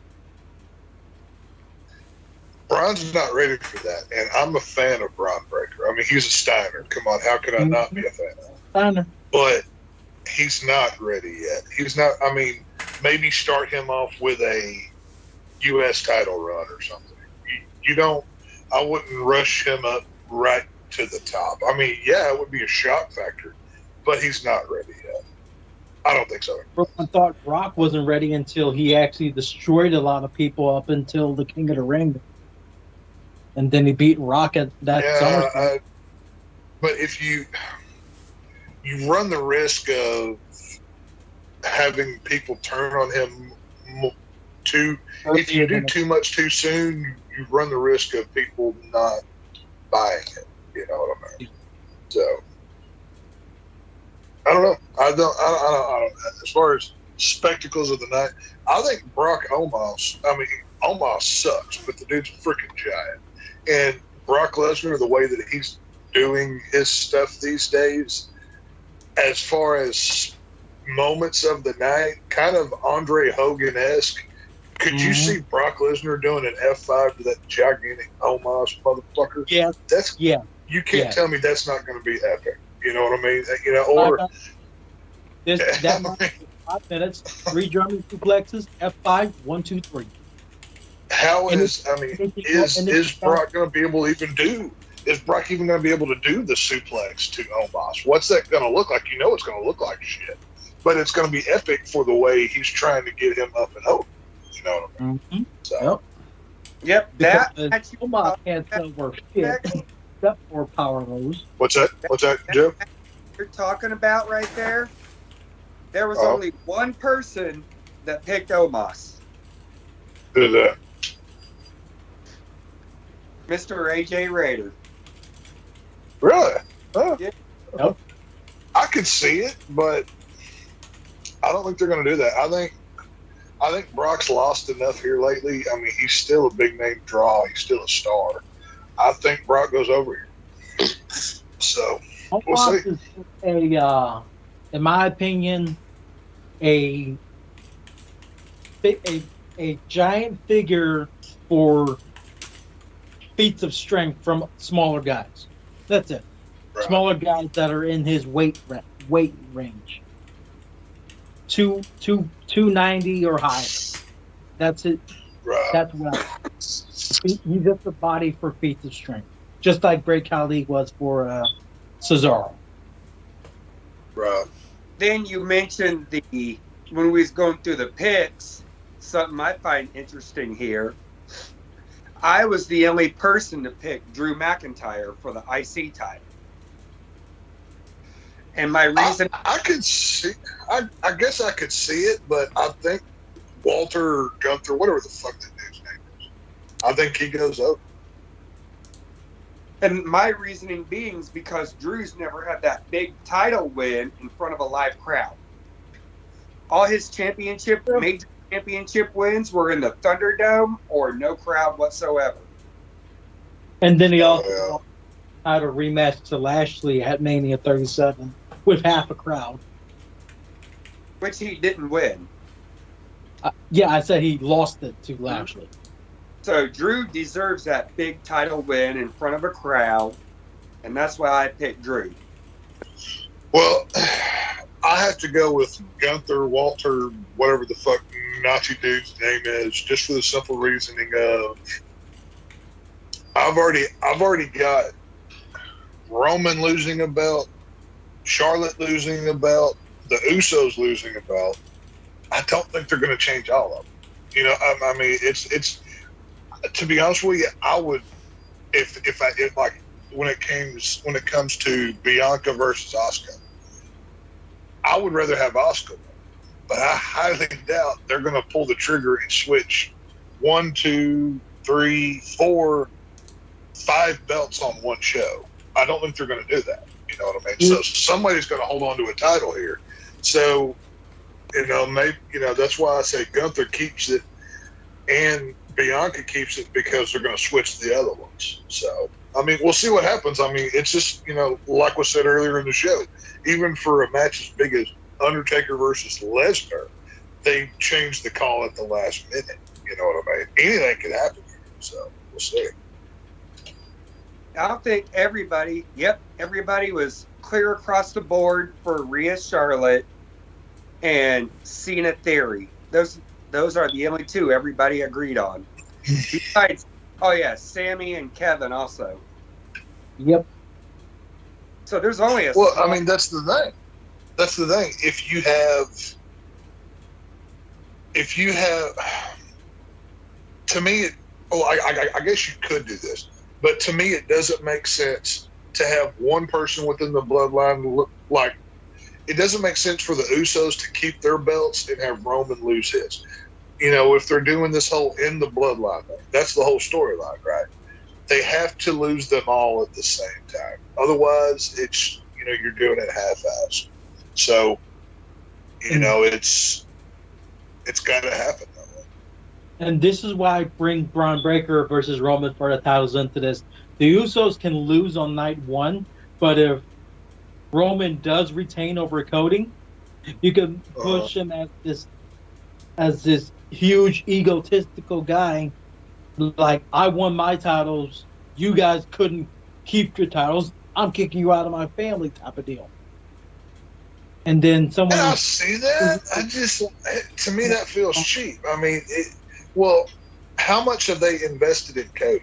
You know, they've literally, he's the new guy. He's the new factor to whatever.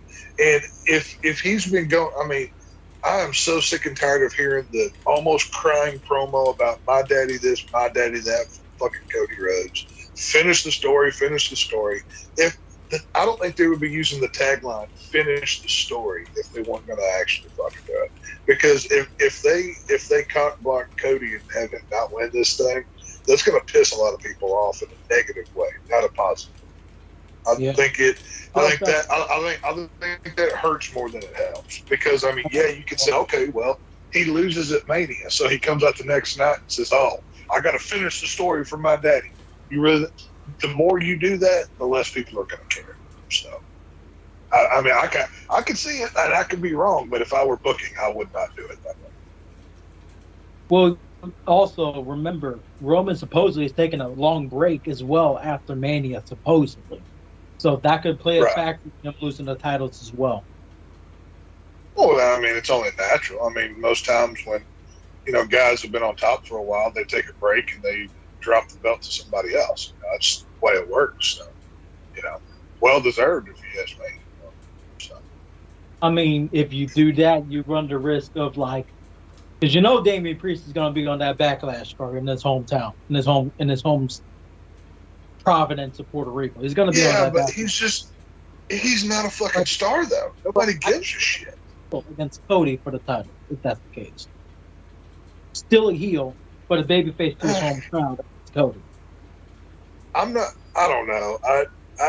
I can see Damian Priest having a moment in his home country. Fine, that's all well and good, whatever. But he's not a fucking draw. I mean, I'm never gonna say, oh, well, I have to go to the wrestling matches because Damian Priest is gonna fucking be there. You know what I mean? That only would. the Puerto Ricans are gonna do that shit. Legit. Puerto I don't know. I mean, I could see it, but I don't think he's a draw. I mean, I thought When's the last time I even gave a shit about it? Whenever he was in NXT, he was pretty good. But as soon as he came up, I kind of stopped. Priest was when he was teaming with Bad Bunny for that one match against Miz and Morrison. That's it. That's the last time I gave a shit. Because the next month is a WrestleMania Backlash shit where Miz got eaten by fucking zombies. Zombies? I don't remember that. It was that they were promoting that Batista movie, Mania Backlash in the Army of the Dead. Yeah. Yeah. Miz and I actually liked it. I want to go back and rewatch it. I like that. That was a good film. Yes, it was. I don't know. We'll see what happens with it. I mean, I think it'll be a fun show. I think it'll be an enjoyable one. As always, I think. I mean, if I'm being completely honest, the show will be too long. It doesn't need to be 2 nights. That's way too much. I mean, you could take the Intercontinental title match. Do we really need a 4 tag team woman match on this show? No. We don't need a 4 tag team match on this show. Wyatt and Ray versus Dominic. Off the table. You could take half these matches off this show and nobody would miss it. Let's be honest. I think a lot of these will be glorified TV stuff. Well, put it this way: the 2 fatal 4-way tag matches were only thrown onto the show to give more people, people on the fucking show. Those matches don't even need to happen. That's why I said those are throwaway matches. Well, matches could happen on Raw, SmackDown. They're not even having the Andre the Giant Battle Royal match. They haven't had that on SmackDown. Yeah, that's been on SmackDown the last 2 years. Right. I mean, that's what I'm saying. You could take half of these matches and put them on fucking Raw or SmackDown, and nobody would give a shit. You could put WrestleMania back at 4 hours when it should be, not fucking 16 hours, and everybody would be just fine. You know what I mean? I mean, it's too much. There's not enough. Not everybody needs a WrestleMania match. And I miss the days where. Think about this. All those matches could fill one fucking night anyway, not 2 nights. You're going to have a lot of matches and a lot of gassed out people for both nights if you drag this shit out. Well, I mean, okay, you've got Cody Rhodes, Roman Reigns. I'm going to guess 30 minutes, 30 to 45. Rhea Ripley, Charlotte. I'll go 20. Bianca Belair, Asuka, maybe 15. 10, 15. Lesnar, Omos. If that match lasts more than 5 minutes, I'll be fucking surprised. Owens and Zayn versus the Usos. I could see that one getting it somewhere in the 20 range. Logan Paul versus Seth Rollins. That's about a 10-minute banger.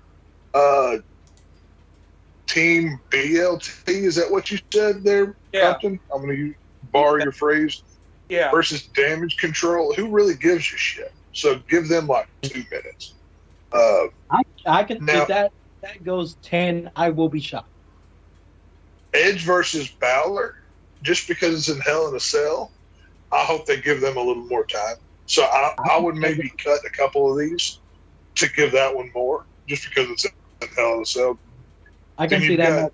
McIntyre. You got McIntyre, Sheamus, and Gunther. That one probably eat up about 20 or so, 30 minutes maybe. The 4 women's tag. Who gives a crap about either of these? To be honest, both of these 4 tag team matches. Who gives a fuck? They don't even care. So, Ray versus Dominic will eat up a chunk of time for the emotional stuff, and that's it. You know what I mean? It's you could do this all in one night. You know what I mean? It didn't have to be 2 nights. How long do you give Theory? There's not enough matches for 2 nights. How long are you giving Theory Cena there, Tex? For the storytelling ability of it, 20, 25 maybe. You can. I mean, well, John Cena's entrance alone will probably take 5 minutes. I mean, and that's not even adding in the entrances to these fucking things. Good Lord, the interest is for the 4 tag team matches are going to take 20, 30 minutes in and of itself. You know what I mean? If they even show 'em.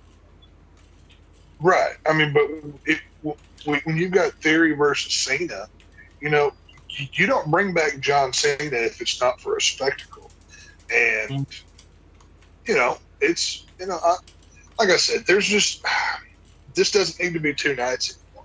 There's not enough big stars in the company for it to be 2 fucking nights. They're only doing it because of money. So They're doing it because Vince wanted to copy New Japan. They came up with the idea before him. That's it. Well, I mean, yes, but it also made sense during pandemic stuff where you couldn't have ever. It was a very convenient time to copy them. Right. It's kind of how it went. That's down what I there. said, or that's what I also said earlier. Yeah.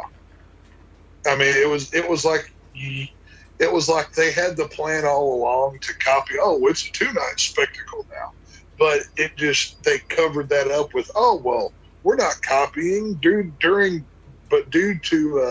restrictions, we have to spread things out and charge you twice as much money now. You know, that's why they're making more money than ever. So, you know, it is what it is. Personally, the 2-night Mania shit, it only benefits a certain group of people, and that's us content creators. When it comes to people who stream it, that's all it benefits. It doesn't benefit the wrestlers. It doesn't benefit the fans going to these events, paying for 2 nights for the same seat. It doesn't benefit. Well, yeah. Well, it helps anybody that stands to make money from it, whether you're a YouTube streamer or WWE themselves, or you know, if you're the hot dog vendor, you're the nacho guy, or you're working the merchandise booth. You know, if you stand to make $1 from it in some way, shape, form, or fashion, then yeah, you want more time. But you know, it's quality-wise, there's not enough meat on the bone for 2 nights. They're rarely. I don't think they've ever had a Mania quality-wise that should have been 2 nights. I can't remember. So, I honestly think if they really wanted to push this like story with like Cody and Roman, it should have happened after Roman beat The Rock. And that was supposedly supposed to happen this year, but Rock didn't want anything to do with it.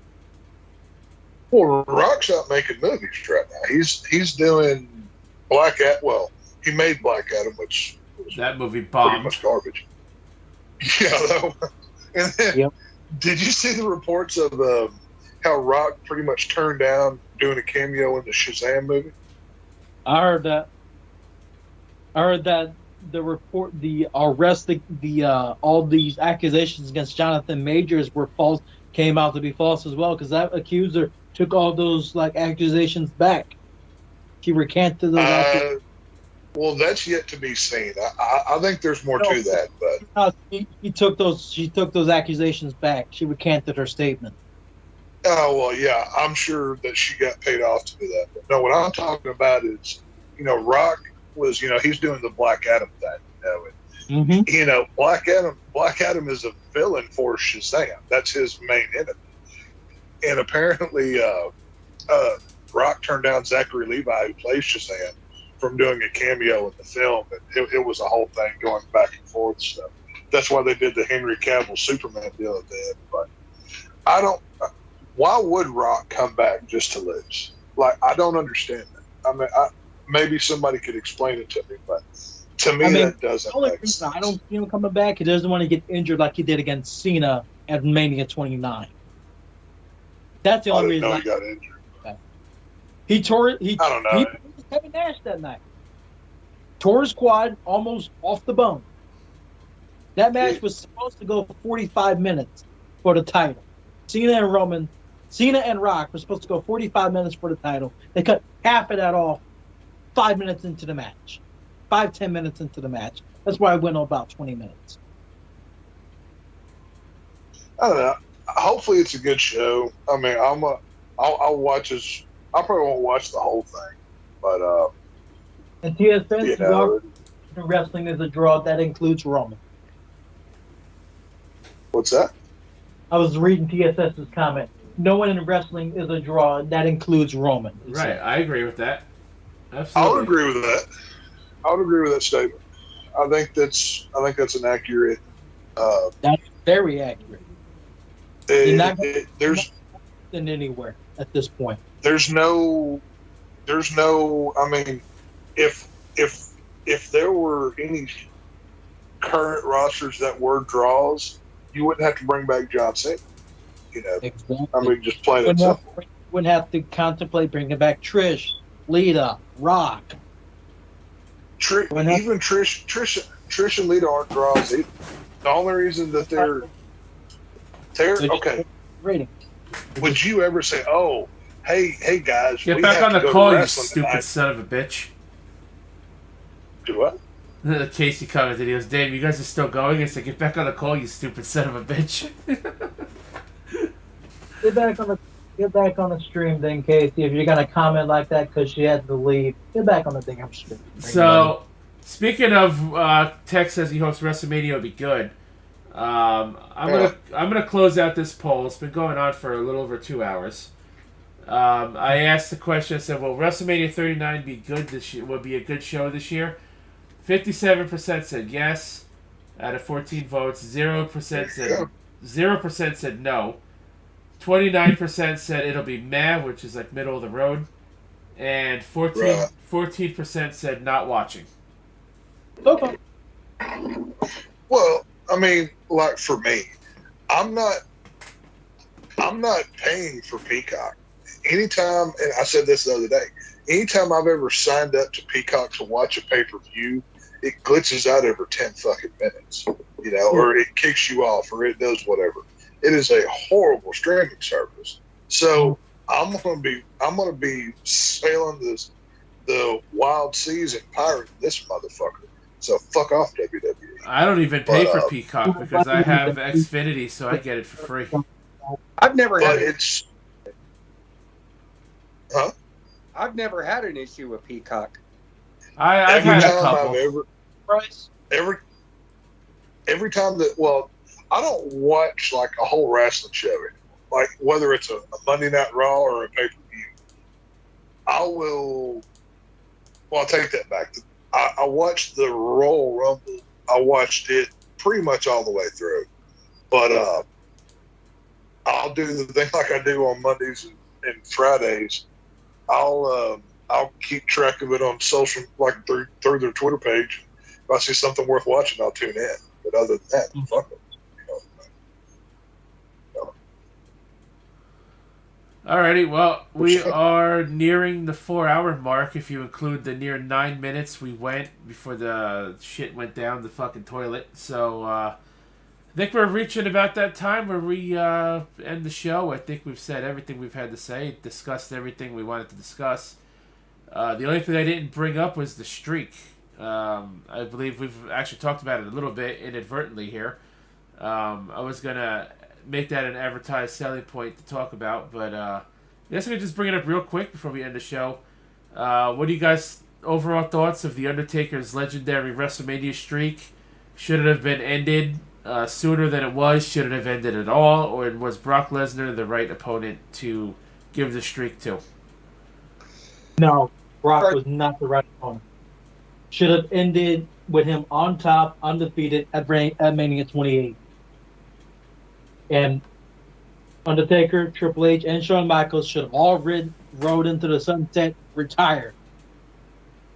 But Vince had other ideas, as per fucking usual. Taker, I have to agree. Taker has spoke on this before. He has said that Brock was not the right guy for it. He has said that Roman was the right guy for it. Yeah. So if you ask me, it should have been Roman that ended the streak, if anyone at all. And it was something that could have been perfectly done. Look who shows back up. got Clout chasing motherfucker. Casey's back. You heard we're about to end the show. He wants to get a shout out. He has to come in and get his shit in. Oh, of course, he's in fucking bed. Wow. Well, Casey, See, you know, I'm sure you heard the question, Casey. Would you like to answer it? Yes, it should. It definitely should have ended, and I think it ended with the right person, with Brock Lesnar. Heel Casey at his finest. Casey's just coming in for the shock value. Casey would have come in and said, "Oh yeah, CM Punk should have beat him at Mania." He would have said some Mark shit like that's what he would have fucking said. CM Punk. Actually, I was up for that. I said that previously. Thank you. Did I not just fucking say I'm not for fucking dumbness over here? I did say that beforehand because I went to 29 and I wanted to see CM Punk do it. I bet you want to see CM Punk do it, you weirdo. So, are we ready for the shout outs now? All right, you fucking asshole. We didn't get everyone's opinion on the question. My God. Well, Casey, you realize you're shouting out to the same people who are going to be who already know your information, right? Right. Like you know this. Like, Well, I highly, highly doubt. I mean, if there are any new viewers that are new to us, welcome. We're glad you're here. But I highly fucking doubt there's like a whole new audience you're gonna, clout chase onto. I mean, you have to try. If you ain't trying, then you're not trying. So People in the chat, guarantee we take up the majority of all that. if you're not clout chasing, then you're not trying. Casey's the kind of guy that like would see like a car crash happens, right? And there's dead people, and the news shows up to get footage of it. He would be standing in the background holding a sign that says "Casey is raw" on YouTube or something. Just a bunch. That's the kind of guy Casey is. I can see that happening too. It's funny. That's the funniest part. I can picture Casey. A building could be on fire. Casey could be behind a fire truck. So this Casey is raw, holding the same damn sign. Stop. Subscribe to Casey is raw on YouTube. I'm like, what the fuck? No, what he would do is he would take the sign and tape it to the side of the fucking truck. I'm surprised Casey hasn't legally changed his name to Casey is Raw just so he could, tell to people over and over again, trying to clout chase on a daily basis. I could see Casey doing the Ultimate Warrior thing. Oh, actually, People could take that the wrong way, though. Raw and what is what they'd probably be asking them. Well, I already did that. So, I mean, you officially there you my name, so I'm going to go. have There you go. well, just because Casey showed back up for his shout out, I'm going to make him wait a little while. So, Kratos, I'm going to start with you. You got anything you want to shout out? Well, I'm about to start playing MLB The Show. I won't be streaming it, but I'm about to start playing MLB The Show 23 on my Xbox Series X in a few minutes here. But other than that, you can usually find me in a couple chats like this. I'm hardly ever available on YouTube, but sometimes I'm on Twitch, sometimes I'm on YouTube, but you'll have to find me at this tag, MK3 Kratos on YouTube and OTS_Kratos on Twitch. I'm usually in those two spots. And that's where I'll end it. I'm going to play some baseball. You see what I'm holding up there, Kratos? Damn straight. I Yeah, got pass up on that. I got that shit free from Game Pass. So, you don't want to shout out your Twitter or anything there, Kratos? Fuck no. Nobody needs to know I go on Twitter. talk about that. We need to shout out They'll call me a racist and a sexist. I'm like, I'm engaged to a non-binary person. Hey, I was just asking. I would give you the same treatment as everyone else. Well, I got you. Don't worry. Well, But anyway, no one needs to know my Twitter. If you find me on it, you'll know. You'll know. all right. So let's go to the text where he'll shout out his new Twitter name for his alien Twitter name. Well, thanks for showing up, Kratos. Have a Alien good Twitter, night. what are you talking about? Oh, I mean you were like you're on was it Slaughterfest? Slasher Vision, you jackass. Slaughterfest. You realize that I've had like 2 Twitters because the other one I got locked out of, and dumbass me forgot the fucking password. I'm like, oh shit, I'll just start a new one. Okay, but no, I don't do shit on Twitter anyways. I just 90% of my Twitter engagement is liking horror pics or boob pics. That's most of my Twitter. So who gives a fuck about that? So. Since you wanted to give Tex his shout out next, you graciously let him put him in front of you, Casey. All right, Tex. Casey, I'm gonna. What you got a shout out there, Tex? What do you got a shout out there?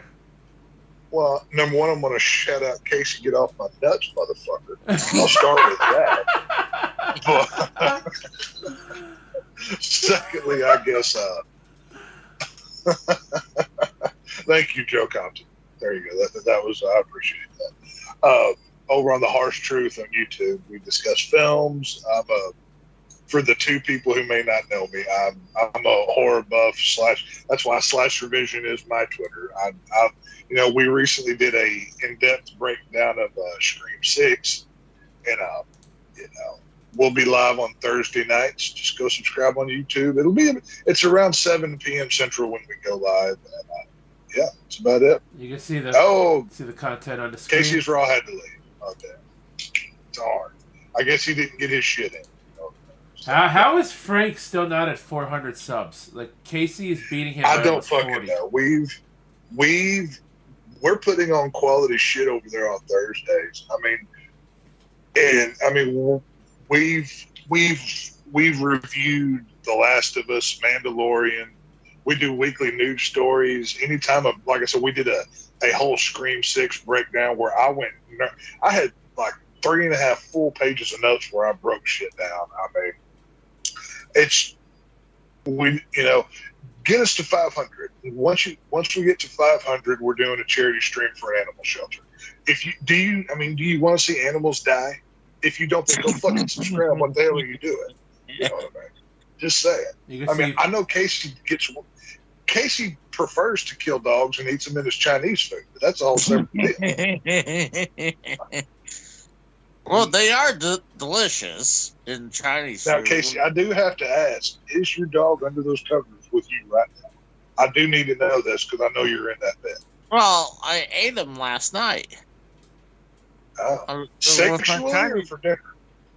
For dinner, honestly. With my Chinese food. With my fried rice. Oh, okay. Have a good night, Kratos. Thanks for stopping by the show tonight. I guess as long as you did the Indian thing and you didn't waste anything, I guess it's all right. So, what you gotta know. All right. Well, next on the call is Joe Compton. What do you got to say there, Joe? You got anything you want to talk about? Shout out. Follow me on Twitter at JoeCompton81.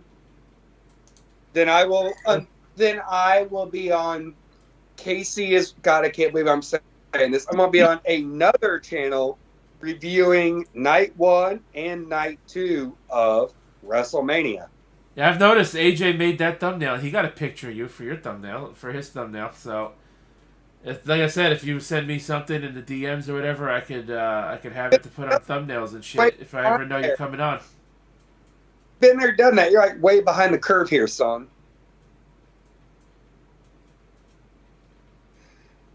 Yeah, I'm gonna try I probably won't be on both nights, but I'm going to try to work out where I can get on at some point and hang out with y'all. Yeah, I think I'm going to try to get on at least one of the nights too, but I'm not 100% sure. I've got to be on both nights because somebody besides AJ Raider has to carry that show. Oh. And, well, AJ's going to need help with it, so I'm graciously volunteering my time to help AJ carry that show. Well, by the time it's over, the only thing Casey's going to be carrying to the show is his pillow and his blanket. I'm more likely to be on Sunday than I am Saturday. So, I don't know, we'll see. We do have Mikkel on standby, so. Oh god, that's a fucking viable choice. You just lost 15 people watching because you said Mikkel's going to be there. You know that, right? No, he's on standby. He should be on life support, but he's not. It is what it is. So. He should be in speech therapy, but he's not. Can we not find a padded rubber room to stick him in somewhere? Why is he running those? I'm just saying. You know what I mean? He's looking for his mom's birthday cake ever since we canceled his birthday. Fuck his birthday. Well, seriously, who came up with that shit of every day this motherfucker gets a goddamn birthday? Fuck you. I can tell you exactly who it was. Was it Drew? No, it was a guy that rhymes with Ronan. Oh, never mind. I'm not surprised. Just go on. Dude, wait a minute. AJ Raider, your turn. Okay, you can find me on Twitter at AJRaider248. You can find me on YouTube as co-host with Casey for Wednesday Night Nitro and Friday is Raw. I just want to say I can't wait for this week because we got Friday. We have actually the Hall of Fame review and the go home for SmackDown, and we have Saturday for night 1 and night 2. Yeah, so that's going to be a really fun. Shut up, Casey. I'm trying to promote the show. So you're saying Friday is Raw is canceled for the week? No, it's not canceled. It's just going to be a long one. It's going to be a very long one because we literally got the Hall of Fame, we got SmackDown, and we got our predictions. And, yeah, it's going to be a long night. Wait, are your predictions not the same as the predictions you made here tonight? No, they're we're doing it over on the show, on our show. It's going to be completely different. So you're gonna pick everybody you didn't pick tonight, just so you're right one way or another. I got you. Okay, that makes sense. Now you gave Casey an idea. That's the exactly deck what is he's going to stacked do. in my favor, so it doesn't really matter. That's actually kind of a brilliant strategy. I'm actually kind of proud of Exactly. myself, if I'm being honest. But hey, it's all good. Hey, I tried. See, so we can't be wrong. It's like betting on both teams for the Super Bowl. Either way, you're going to win something like that. So, That's right. But yeah, it'll definitely be a long weekend next week. I mean, with Friday, Saturday, and Sunday. I mean, Oh yeah. And I mean, I might even watch Stand and Delivered, maybe. Fuck is Stand and Deliver? NXT. NXT's. Oh yeah, I totally forgot about that. We should do that one, Casey. Yeah, I mean, I'm thinking that might be early Saturday, or is that Friday? It's Saturday at 1:00 Eastern. Okay. Now, Casey, are you going to be? How much of your upcoming weekly podcast is going to be from your bed? Like half of it at least, because I know you get sleepy. Probably. I get really sleepy. Well, not just that, but I'm going to bet at least 45% of it. You either will be taking a shit, just took a shit, or you're sleeping. Or he falls off the toilet. No, seriously, Rose. He ended his last show. Was it Friday? Yes, Friday. Yeah, he took a mean sorry, shit. He's guys. like, I gotta go. I gotta go quick. I gotta shit. And then That might be what he did tonight. They literally had to abruptly. No, I have a end the screenshot. show. I have a screenshot it's of bad. him. Yeah, I have it. I asked him if he was peeping, and he almost shit the floor. Like that's how bad it is. So We heard fronting. We heard the farts. Yeah, it was coming. It was turtling. Oh, You are a turtle. Jesus Christ. And what if that's the quality you get on KC's Raw channel. He ends shows so he can go take it down. So there you go. So. That, or if I get so sleepy, it's like, all right, I'm Wait, did you say sleepy or did you say sweepy? sleepy. Oh, I thought he said sleepy. Holy I shit! was In about to say- case you say an L, I didn't know he could make that letter sound. I did I thought too. I he just said swore. W's all the time. What the hell? Look at Casey getting better enunciating. I'm proud of him. Well, at That's least, good. Soon he will be somebody able is. to talk like a normal human. At least somebody is, because we know Michael isn't. Oh. So Mikkel's going the other way. At least Casey's improving somehow. Eventually, Casey will talk like a regular human being and not a mongoloid one Well, day. See, you remember that plasma idea? Remembers back. Yeah, I there, right? remember. So what I've been doing, He hasn't improved completely, guys. It's a slow process. We gotta take time with it. I've Takes been a long time. I've been sucking the plasma out of Mikel into me. Oh my I bet you've been sucking something So you else. got retard. Faggot. I bet you've been doing all kinds of things. So whatever. That's why his speech is going worse and mine's improving. So I'm just sucking his speech. When it- Yeah, we don't When it want to know comes- what you're fucking on Mikel, Casey. Well, no, Joe. Whenever it comes to Casey and Mikkel, Casey is what they refer to as a shit stabbing fanny bandit. That's the proper term to call Casey. So I mean, this is already becoming a love triangle with Casey and Mikel. Don't even go there. In the rose. You leave me out of it, goddammit. No, Quite I'm cutthroat. gonna defend Rose on this. Rose has got a lady in his life. He's getting some pussy. The only pussy that Casey's getting is whenever he steals somebody's stray cat. Still doing That's the my only show. pussy that I'm gonna he, I know. And You need anything Mikkel, by any chance while you're up? if Mikkel wants pussy, he's gonna have to talk to dear old Okay. mommy in there. I gotta give you your pills for that. So, We're gonna hell this Casey one. meant to be said for That's you. fucked up. Don't be laughing. Casey, I was going to hell way before this. Tex, This I is- don't even know this what is you like just a said drop in the because bucket. as you mentioned her, like, sort of, she actually just knocked at the door. Oh, there you go. Yeah, see, that's what I'm saying. Rose has got pussy on the. I mean, he just has to snap his fingers. She comes in there to blow his dick. See, Rose has got it figured out. You know what I mean? So good for him. Don't be laughing, Casey. Remember what happens when those banjos get to playing. Oh, shit. Yeah. Casey hears that banjo music and his dick gets so hard he just has to go find mommy. He can't help it. Oh, no. Ding, ding, ding, ding, ding, ding, ding, ding. Oh my God! Here I go. You know, he just goes running. Oh, my God. Well, Casey, I think it's your turn as we're still wrapping up this derailed length, less than serious. We are now over 4 hours. Well, It- like AJ says, we're gonna be busy. Oh shit! Did Casey die? No, it's called Joe is being an asshole. Oh. It's called Right. Joe's being an asshole.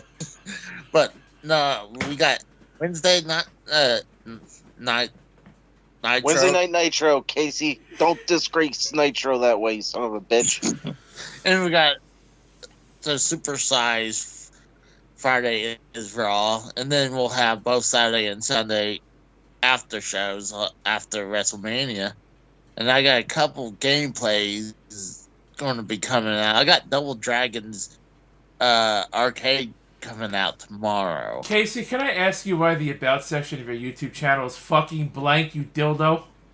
What? Why is the About section of your YouTube channel blank?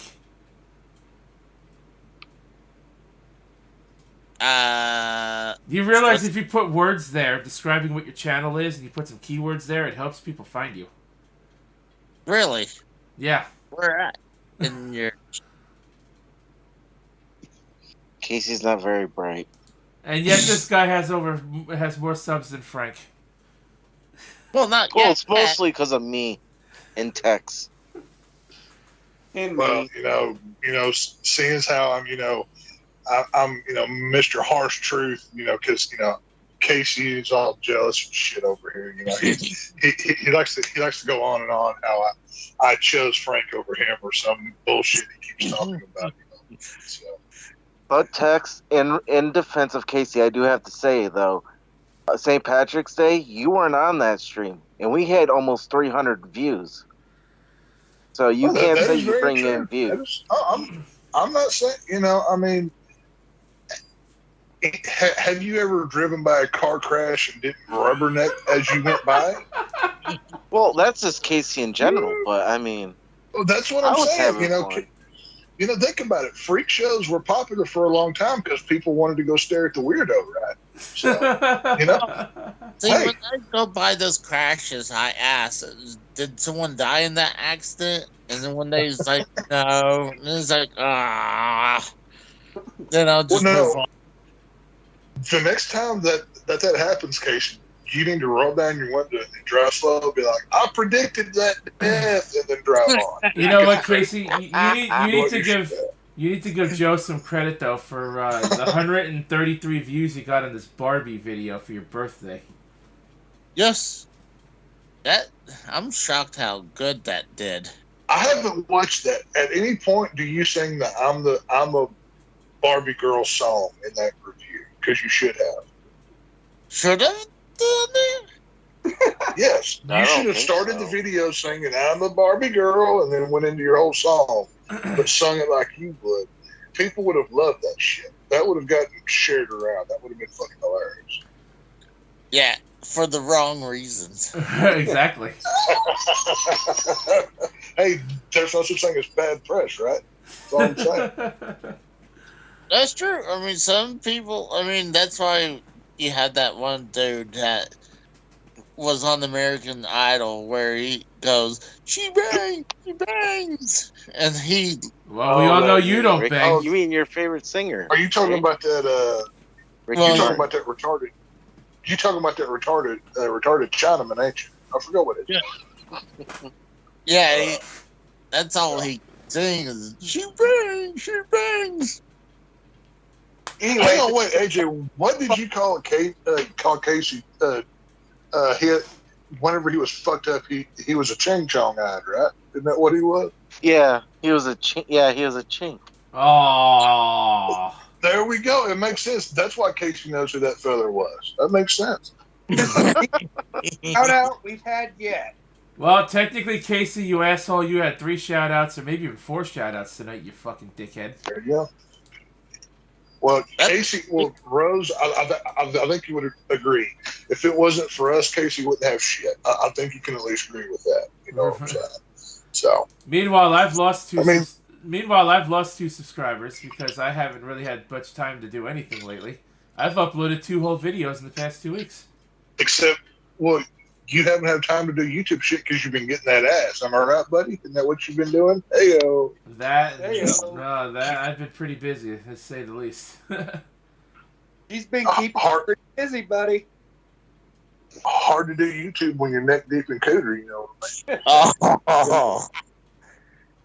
I mean, I haven't uploaded much. In fact, I recorded my first video on the 18th of March for the first time in a month. So I've just been working on stuff that I've had. So you've been knee deep in cooter. What do you expect, buddy? I haven't been able to do much, but yeah, Who gives a shit about YouTube when you're, this is what I got. Pussy. Like all I say is, check out the channel.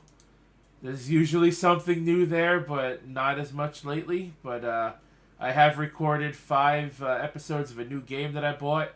I already showed you guys the MLB 2023, the Captain's Collector's Edition. I'll be uploading that. I got another Pokemon card video coming out soon. I recorded as well last weekend. I actually recorded that video a week ago, and I still haven't uploaded it. So that just goes to tell you there how busy I've been. So, yeah. So I'm gonna get stuff out there as soon as I can. Be patient with me. I greatly appreciate it. To the 2 subs I've lost over the past week, you can fucking eat my asshole. Thanks for coming and thanks for going. Just in case you were watching and you might win them back, you just said, fuck that, go to hell, motherfucker. You know what I mean? Hey, I like it. Rose, I know why you've been taking so long uploading on YouTube. What's You've that? been starting your YouPorn page. I would if I could. I think I can speak for everybody. We don't need to see Rose's sex tape. I think I can speak for everybody on this. So, Hold on. I'm not saying Rose is an ugly motherfucker, but I don't want to Bullshit. see Yes, you enough just sex. did. I will say that. Oh, No, I said no. I said I didn't say that. Did you not hear me? You might as well have. No, I said I'm not saying Rose is an ugly motherfucker, but see, so I'm covered here. I'm good. It's okay. Yeah. Hold on. So, I got a problem. Someone says they still go to the you have many problems, Casey. Who still goes So- to YouPorn? Subscribe to my shit. That's all you guys need to know. I didn't even show my channel. I'm a Yeah. fucking asshole. So yeah, here you go. Just look through it again. This is all I got. This is what I've uploaded in the past 2 weeks. These two right here. And these are just manufactured cut segments from my charity stream from last year, which these videos feature Joe Compton and Tex at some point somewhere. Oh yeah, I did pop on for that. Yeah. About that. So I'm getting stuff out there slowly but surely. So again, if you're subbed to the channel, thanks for being patient. Again, You call me Shirley. to the two of you that unsubbed within the last week, you can kiss my ass and be sure to lick the dirtiest part of my asshole on the way out. Ugh. Oh, I bet that's good. And so again, thanks for being patient. Check out the channel. I'm definitely going to work a little harder this week on uploading some stuff. So with that being said, also follow me on the Twitter, of course. Description. Look at the description box down below. You can follow me there. Follow me, of course, right here on Twitch as well. I am simul streaming as always when I go live. Follow D-Road Gaming as well, even though that son of a bitch, I invited him to the stream tonight and he decided he wanted to play video games instead, so fuck you too, Drew, you asshole. Yeah, he's been playing Resident Evil 4. I've been enjoying watching it. I love the Resident Evil games. He's been playing that all weekend since he got it. He streamed it twice. Not having a updated system, I can't play it, so the best I can do is watch the gameplay footage, so I've been enjoying that stuff. Right. See, here's the thing. They just remaking the same 4 fucking games over and over and over every generation. Check out the description box down below. It's all you guys need to know. Derailed Patreon is also down there. For $1 a month, you get nearly 300 episodes of podcasting material, including the new episode of Derailed Podcast, episode 239, which we don't need to remember that ending. Thank you very much. I still don't know what you're talking about, by the way. I did not fall asleep. I don't know what you're talking about. You fucking passed out like Casey's in bed right now. You lying sack of shit. Not even fucking good. I don't know what he's talking about, but yeah. Oh, I do. I've seen the fucked up picture. $1 a month, and you'll see it. We don't know why J-Man was in that picture either, just because. The real question is, what are you and J-Man doing? That's the real question. And what's up with all those dicks, man? I don't know what you're talking about. I think J-Man was an innocent bystander. Frank just wanted to pull shenanigans on. But I tell you what, that was the fastest. That was the fastest Drew ripped down the fucking episode. That's for sure. I don't know. I got it pretty Holy fast. shit, that went down in seconds. I mean, as soon as it popped up, holy. I mean, I'm glad I clicked it was when I did. Yeah, so Dude, D-Road Patreon, $1 a month. You get all that content plus archived content that was already made for Patreon years ago and whatnot. So, yeah, just check out the description box down below. Everything you need to know is down there. And let's shout out the chat tonight. We'll go through everybody in the chat. What up, chat? We had Steve Callen. We had TSS. Bam. 6956. We have my brother, YouTube saying God. MK3 Kratos, who was on the show.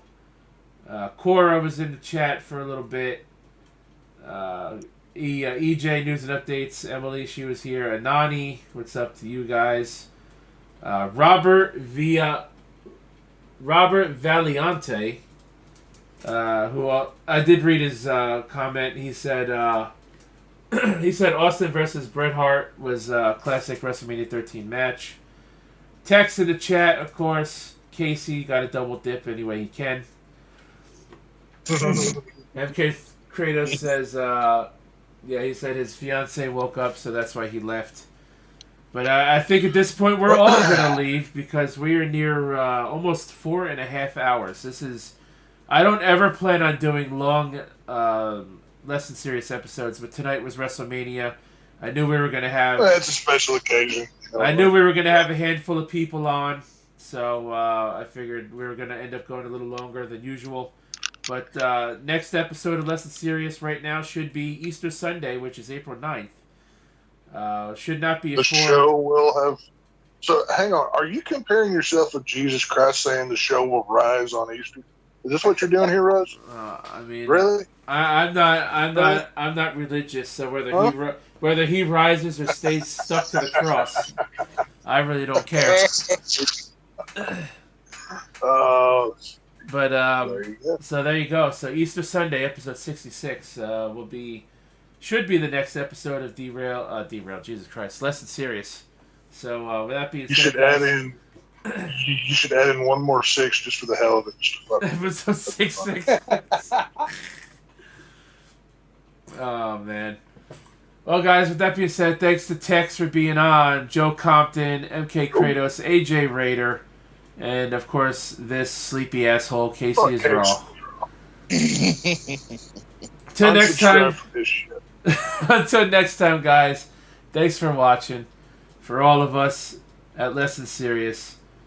Hope you all enjoy WrestleMania next week. And check out the after show over on Casey's Raw's channel for one more plug, because God knows he needs it. So next time, my name is The Rose, and thanks for watching. I am finally going to eat my dinner at almost 3 o'clock in the morning.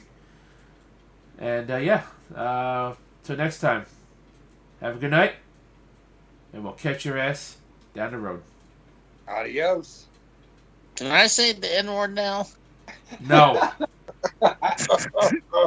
I know Tex wants to.